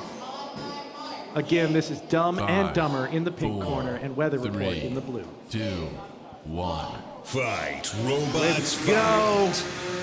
Weather Report kind of ominous as it comes out of the corner. Wow, look at that! Exactly what I mentioned. The Weather Report got under half of Dumb and Dumber. And look at the lower half, the smaller half of Dumb and Dumber. Eating the floor and spewing out wood chips. Oh, they really had one shot there. Look at the armor on the side of Dumber. It's torn in half, trying to save its sibling and becoming easy pickings for Weather Report, but Weather Report's getting hooked on the floor. Oh, this is so sad. This is like Bambi. Mom, wake up. So many missed opportunities here, and it seems that Dumber is the only chunk of robot that still has a working weapon. Weather Report's weapon is down. The bigger half of Dumb and Dumber's weapon is at least jammed. I don't think this unstick is going to help them much. Weather Report now able to push the smaller half of Dumb and Dumber around the arena.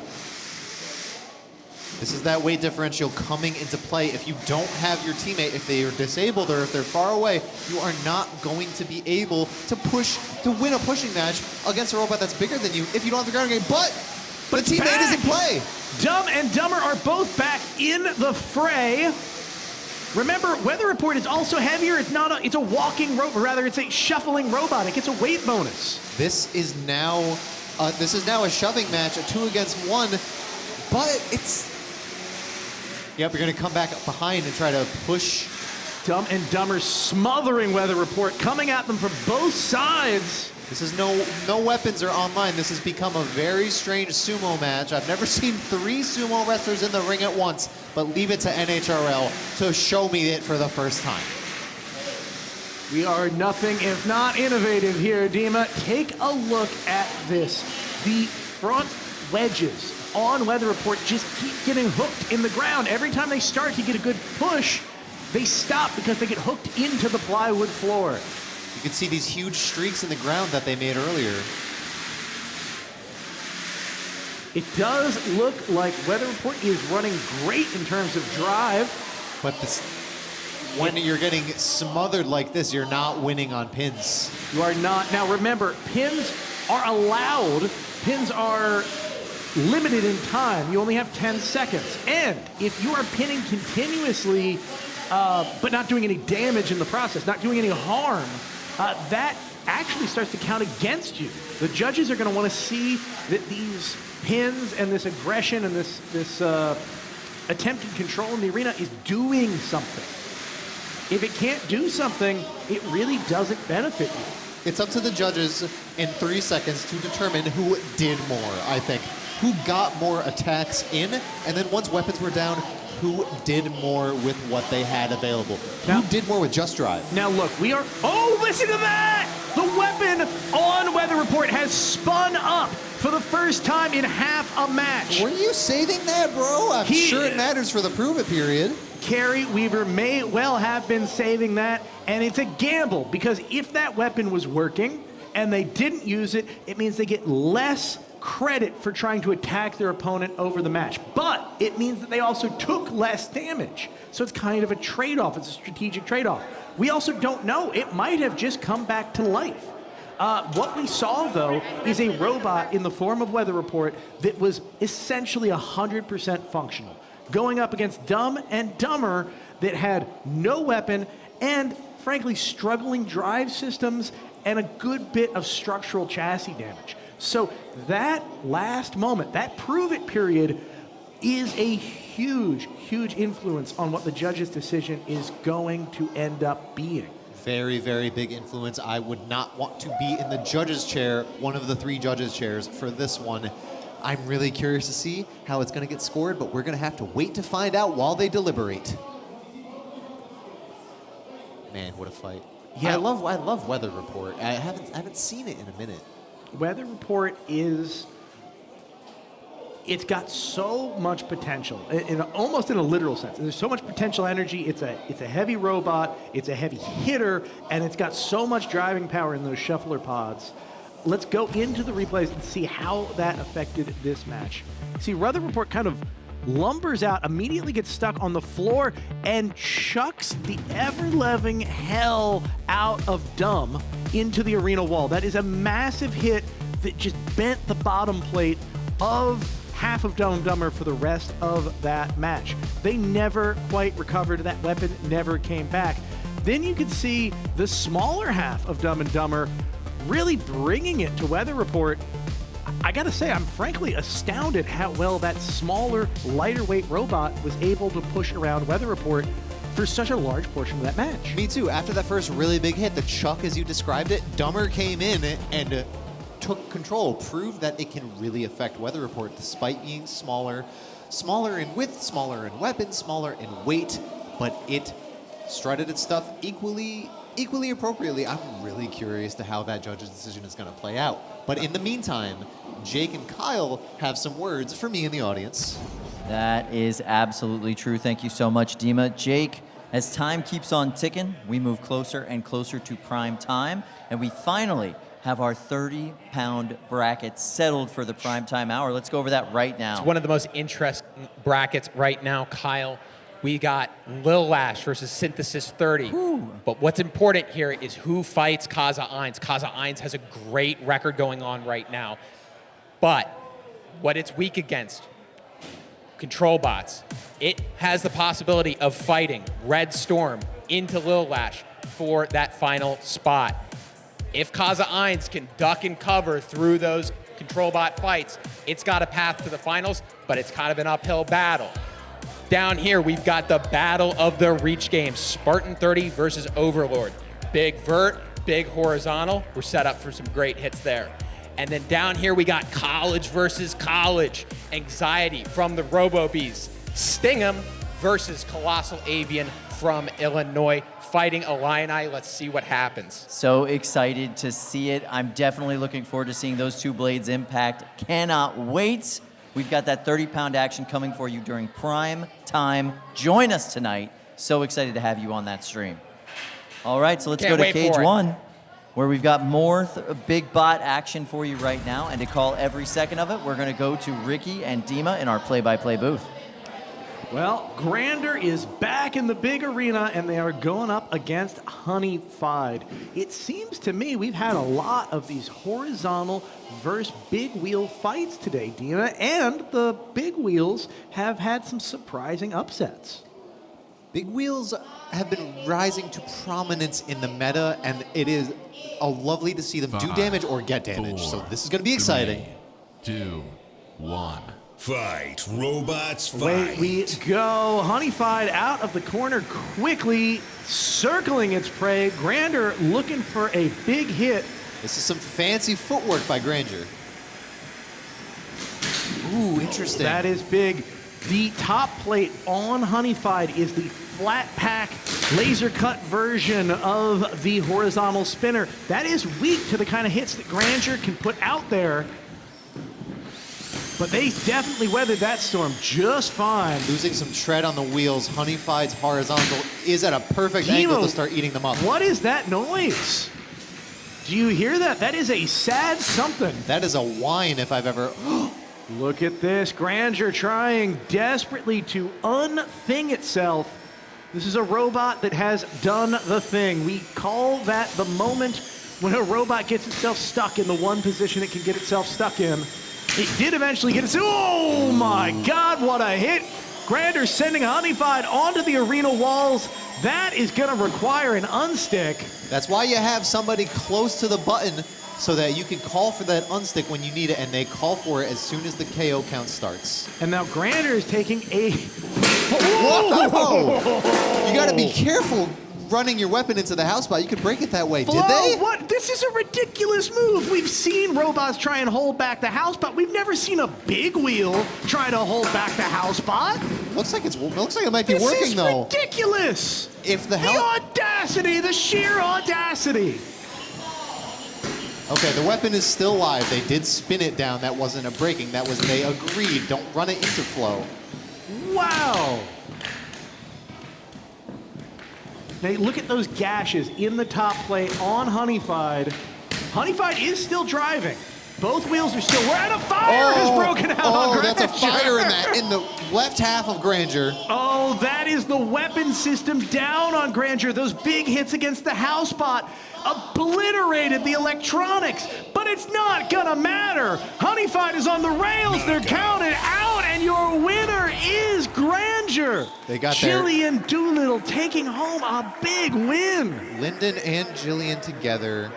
A lovely team. The Bot Barons, as they are affectionately known. Even though they are a part of Team Pandemonium, they are a little team unto themselves. They have plenty of royalty-themed robots. If you've seen Overlord, Prince, Granger, Emperor, Vanguard, even Lil Paladin. But oh my goodness, they are so amazing to watch. Their bots are very weapon first. They want to deal damage. And deal damage they did. Yeah, I am astounded at how well this went for Granger. Let's see how it came together. After this kind of ridiculous early, unstable situation that Grandeur found itself in, it seemed like it was always prone to get on its side and get stuck the way it did during this match. Look, just that felt inevitable when it happened. Well, they got stuck once, and Honeyfied got stuck twice. They did. It's true.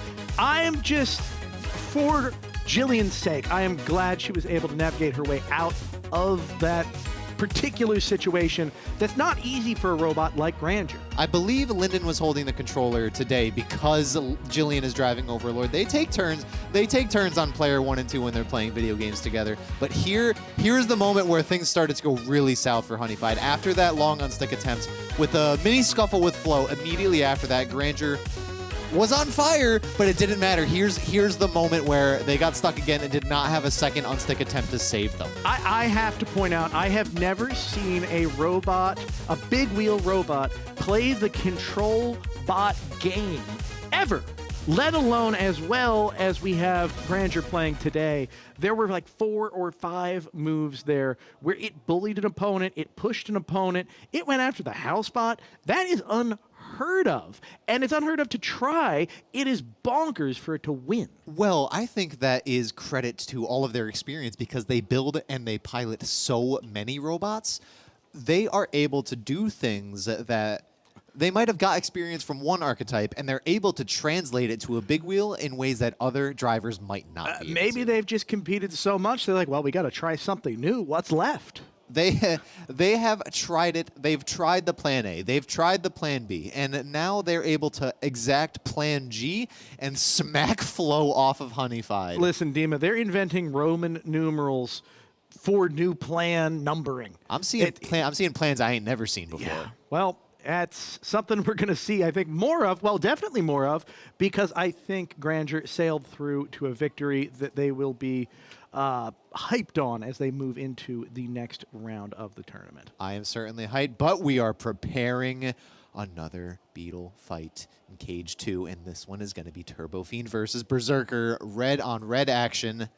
Oh my god, I'm so excited. I'm shaking. It might have been the coffee I had earlier, but Turbo Fiend, it's not my robot anymore, but that's my nephew right there, and I am so excited to see this one. These are two very different verts with very different styles and very different configurations.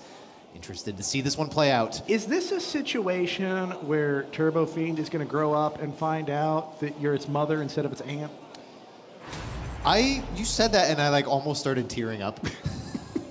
Well, we're going to find out if Turbo Fiend takes home a big win. We talked about this fight earlier. Berserker, all flash and all aggression at the same time, going up against Turbo Fiend, who is usually a robot that succeeds on its ability to be non-stop aggression. So both of these are kind of coming with the same zeitgeist, wouldn't you say? I think Turbo Fiend has the edge on defense. Turbo Fiend is very rubbery and very... other people have called it a rubber doll. You can hit it 1,000,000 times and it just comes back for more. Berserker is more liable to lose parts, but when it loses parts, it does not stop coming at you. So yeah, I think they both have the same MO here.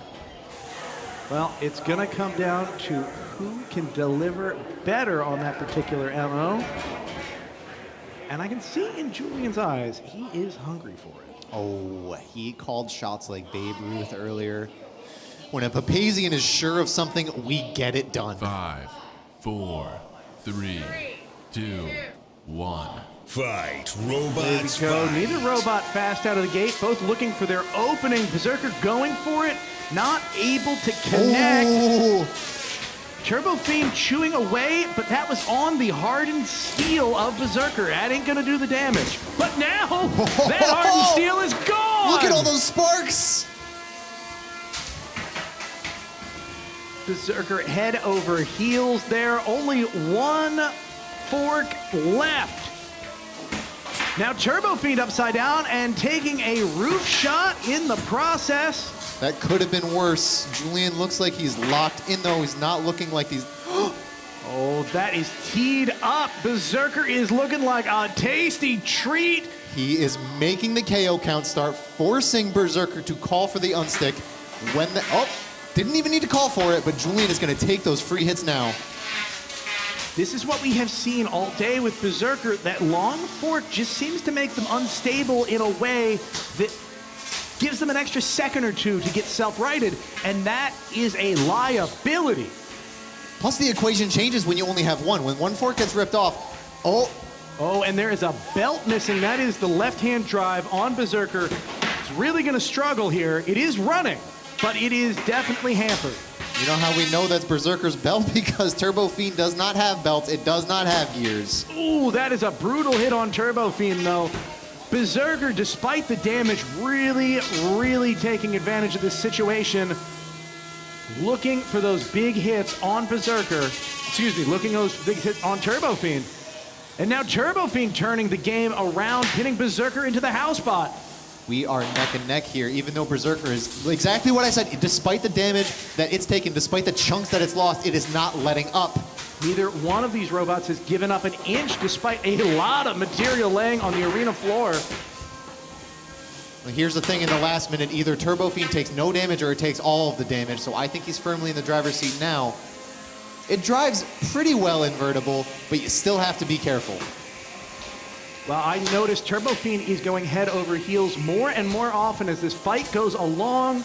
I don't know if that's composure from Berserker or damage on Turbo Fiend. I think it's partially, Julian was playing really careful earlier. He's playing less careful now because he smells blood in the water. He's going for a KO. That may well be it, but Berserker is a durable robot, and it is taking these hits as quickly as Julian can dole them out. For a Berserker, you got a lot of defense, my man. Those rear wheels are the powered wheels. Oh! Turbo Fiend up on the rails for a moment. Kicked himself off it like a Jackie Chan movie. This will be going to the judges, and Dima, this is anybody's game. That's the match. What a moment to leave the judges with Berserker taking the last few exchanges. We're going to look at the prove it period now, the two of these demonstrating their functionality. Frankly, both of these robots looking pretty good. All the systems working, certainly damage taken in both accounts. Get a wheel down and a belt down on Berserker. And a fork. And a fork, that's a great point. So I'd say like functional but not critical damage on essentially every, well, not every system, on accessories, on chassis, and on drive. Absolutely. For Berserker. Not on weapon. The weapon did seem to go full blast. Wow! Wow, Julian. Hot. Wow. Classic Papazian move. All I'm going to say, seen that one before. Take a look at this replay. I gotta say, of the two of these robots, I think Berserker came with a little more fury, and Turbo Fiend, as you said, started off pretty careful, smelled blood in the water, and then got more aggressive as the fight went on. Absolutely.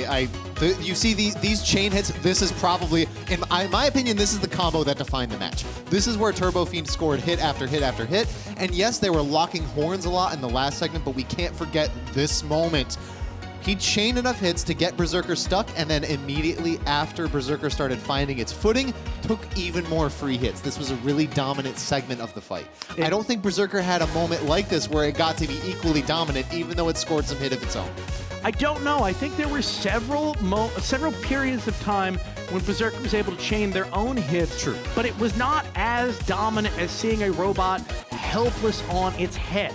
So the question with the judges is going to be, does a kind of segment of the fight where Turbo Fiend was incredibly dominant offset several other points in time when Berserker was dominant in a less intense but perhaps longer distributed amount of time?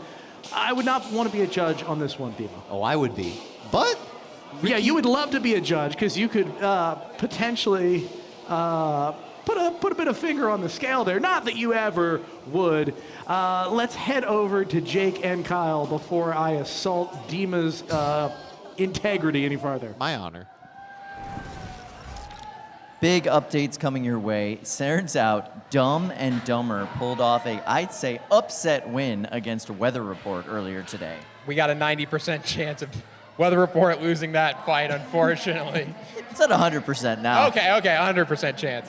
It basically a just devastating matchup for them, but somehow Weather Report, which is heavier, hits harder, ended up dying in that matchup. Absolutely crazy. Dumb and Dumber were able to gang up on Weather Report, and the multi-bot bonus is bigger than the shuffler weight bonus, so they were able to win out that control game toward the end of the fight.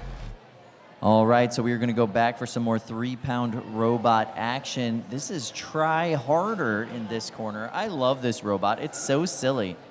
And in the other corner, we have Glenn the Reaper Boxel. He wants to take this robot apart slowly. 5, 4, 3, 2, 1. Fight, robots, fight. Try Harder has a Tri-Blade, which is going to give it a better chance to win a weapon-on-weapon exchange if it can get it. But with Glenn sharking around the arena, easier said than done.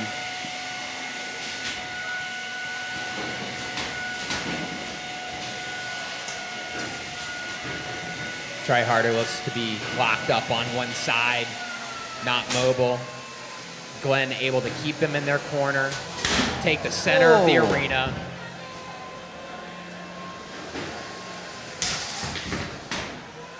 That was a good exchange for Try Harder. Even though they're not mobile, they can still deliver that weapon, which is a super high diameter. It's got a ton of reach on it. Oh, and that's another weapon-on-weapon win for Try Harder. That Tri-Bar, because it's got 3 impactors, is just more likely to win those weapon-on-weapon exchanges. But now they are upside down. They cannot deliver that weapon as effectively when they're upside down and on the rail. Glenn's going in now.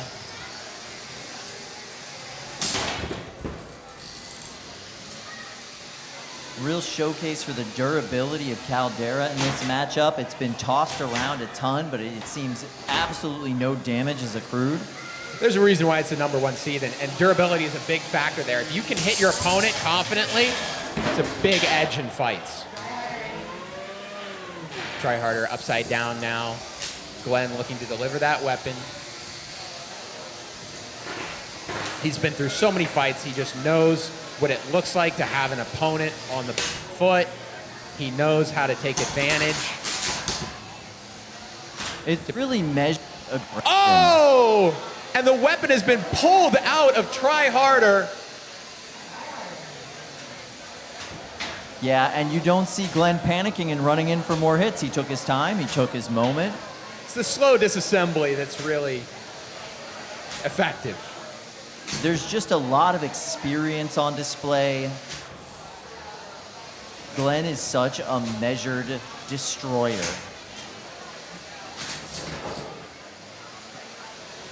Wow, I did not think they were going to move after that impact. 30 seconds on the clock. Try Harder's just, and the weapon is completely out now, decapitated. They are able to move a little bit better, not hung up on all that weapon stuff. You know, he wasn't using it.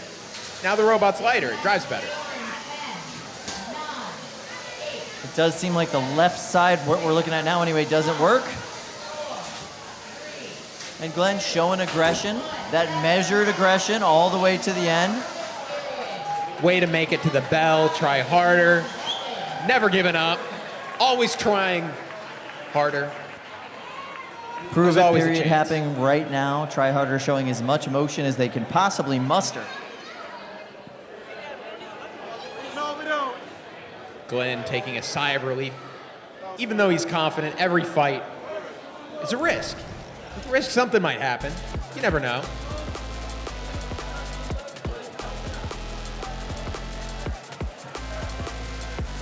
Glenn absolutely knows when to pick his shots. He was super aggressive when Try Harder was upside down. A little bit more passive, a little bit more measured when Try Harder was right side up. That Tri-Blade winning some weapon-on-weapon ranges. Got to be careful with those. They're like left-hand turns. You only get so many. Yeah, and once Try Harder was really stuck up against the wall, Glenn just took it apart piece by piece. Weapon system first, one half of the drivetrain after that. There's a reason why he's the #1 seed. So much damage just accrued over the course of that matchup. Cannot believe that's going to the judges. Never say die. You never know. It's never too late to lose a fight, you know? 10 seconds on the clock. That's like an opposite of a motivational phrase. Right. This can always go wrong. This could always be bad for you. Right.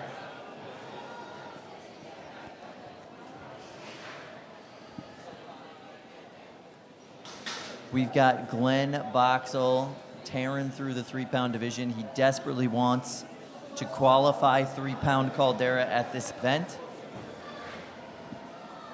The big names are shuffling to the top in the 3-pound bracket. Sir Slicey looking super strong. Here for another fight against Snuggle Muffins. Another food-themed robot, Kyle.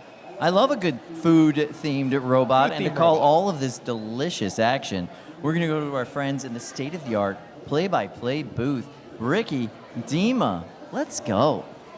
I swear they know I'm hungry, and they know that they don't deliver pizzas this far underground. It's not fair, I tell you. But you know what is fair? I get to watch this fight, and it totally makes up for it. Sir Slicey has been bonkers today.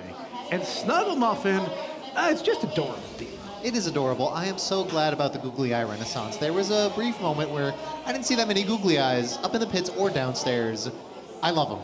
Yeah, I see you visibly get depressed when there aren't googly eyes in, your peripheral vision at least. So I'm glad to 5, remedy that. This 4, fight will be amazing.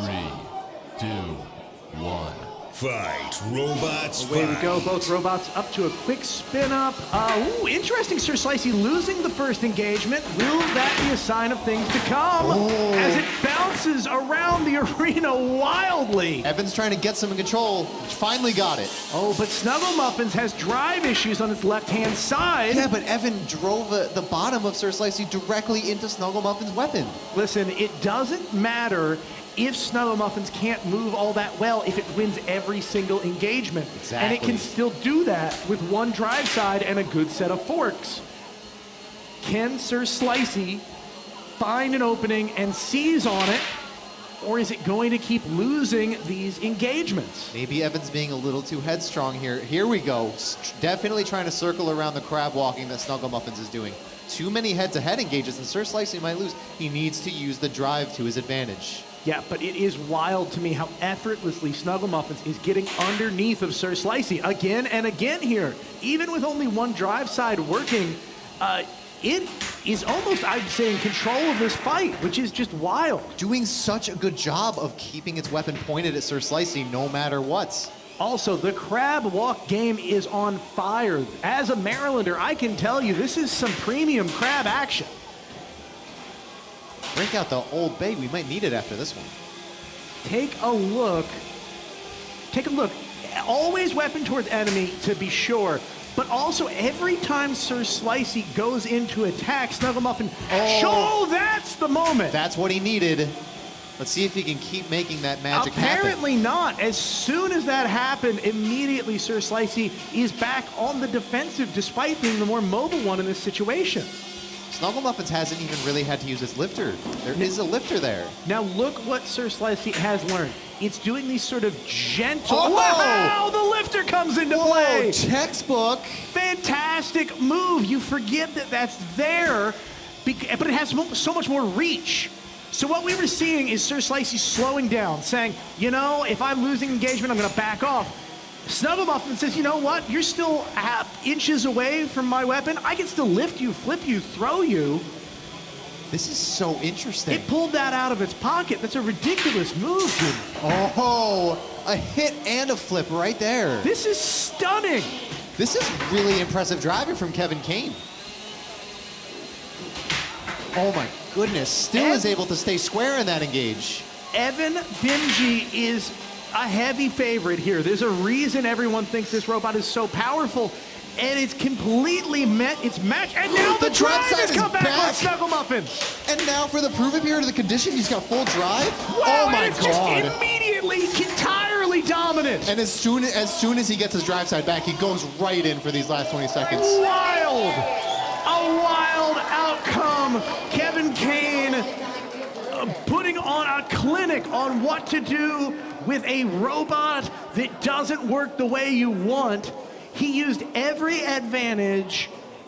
single advantage at his disposal, and Snuggle Muffins just consistently delivered an incredible performance, start to finish, regardless of the condition of the robot. Sir Slicey, powerful opponent. Snuggle Muffins is apparently the terror. You got to be careful about these really cuddly names. It always belies some sort of darkness and power inside of there. I really hope that we see some.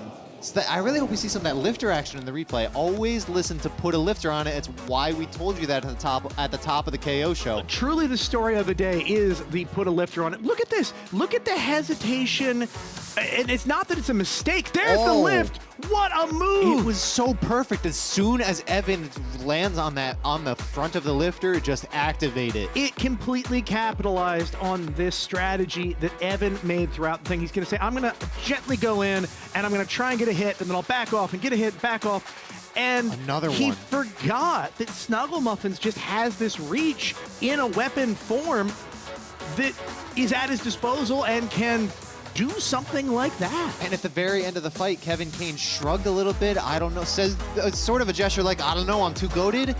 That was just really impressive defensive and offensive driving. When you're crab walking like that, the best you could do is stay square. Do not let them attack your back or your weak points. That's exactly what you're supposed to do.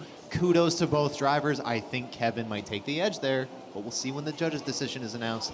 But I think to call the next action, we are going to have Jake and Kyle for this last fight of the KO show before prime time. We are so excited to call this last fight before prime time. We're gonna get down and dirty in the 3-pound box. So this is Captain Chaos. It's kind of weird that this bot's even here right now, Jake. What happened earlier today? They upset Impact. Lars was telling me about how excited he was. It was a faster Impact. It was a smaller Impact. It was a more lethal Impact. But they met Captain Chaos. Huge upset. Captain Chaos came out on top. Yeah, really impressive work. Anybody defeating Lars Elliott, it's like an insane moment to have happen. The driver of this robot, by the way, is the sister of yet another driver. This is Nora Guerin, and she's the sister of the driver of Sad Octopus. Really, a lot of talent behind that team. Yeah. Okay, so they brought it to another robot. Big upset. Lars has great success with Impact, but Captain Chaos on top and into this matchup against Popper X. Lars has been the champion in several Northeastern Robot Combat Club events. He's amazing. Crazy to be upset by a relatively newcomer to the sport. Popper X, I was taking a look at its beater yesterday in the safety line. He's gone with a more rounded shape that's going to reduce the stress risers on it. That's a fast box rush. Popper X able to hit the corner. Talk a lot about pacing. Popper X has the pacing in the beginning of this fight, has the tempo. Captain Chaos might be able to flip this, but Popper X going in hard. Wow, that beater is working out great.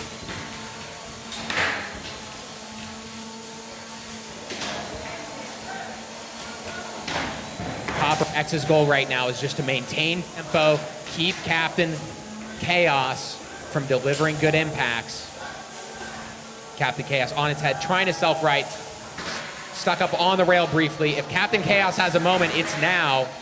Popper X on its head. Now Captain Chaos has the tempo.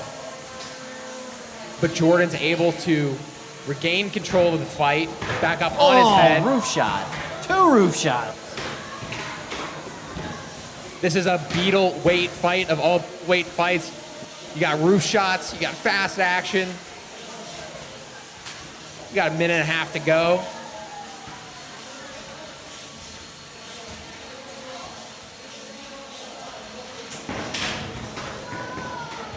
Popper X hitting like a truck. Captain Chaos really living up to its name, finally getting the upper hand in a weapon-to-weapon exchange, launching Popper X into the wall. This is a game of tempo. Who's got the tempo? Who doesn't?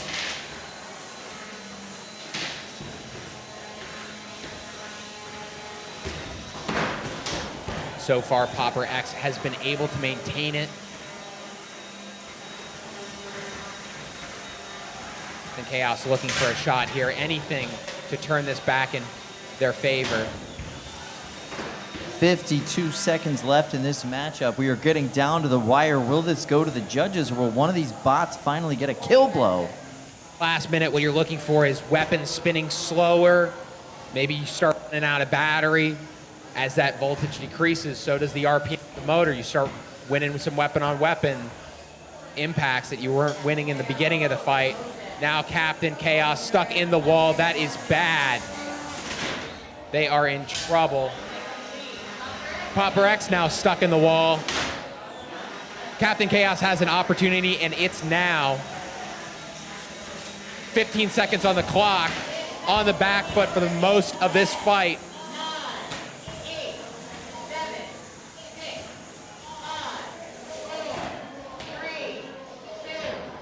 What an incredible back and forth. Really devastating. Nice work.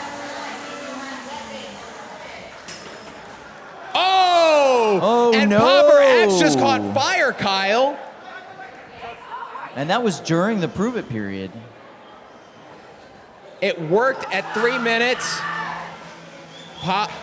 Captain Chaos's weapon working. During the prove it period. What happened was, I went to go say, that was your weapon, right?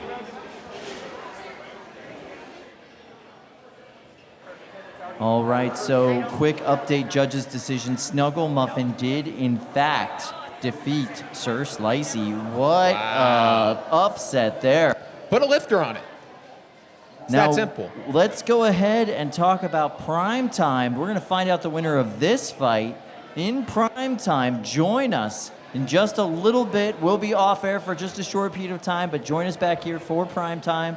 We're going to have the biggest fights. We're going to dial in that 12-pound and 3-pound bracket, and we cannot wait to see you for prime time. I've been Kyle Croce. This is Jake Hoffman. Demoted to commentator. Demoted to commentator. Have a good one, everybody.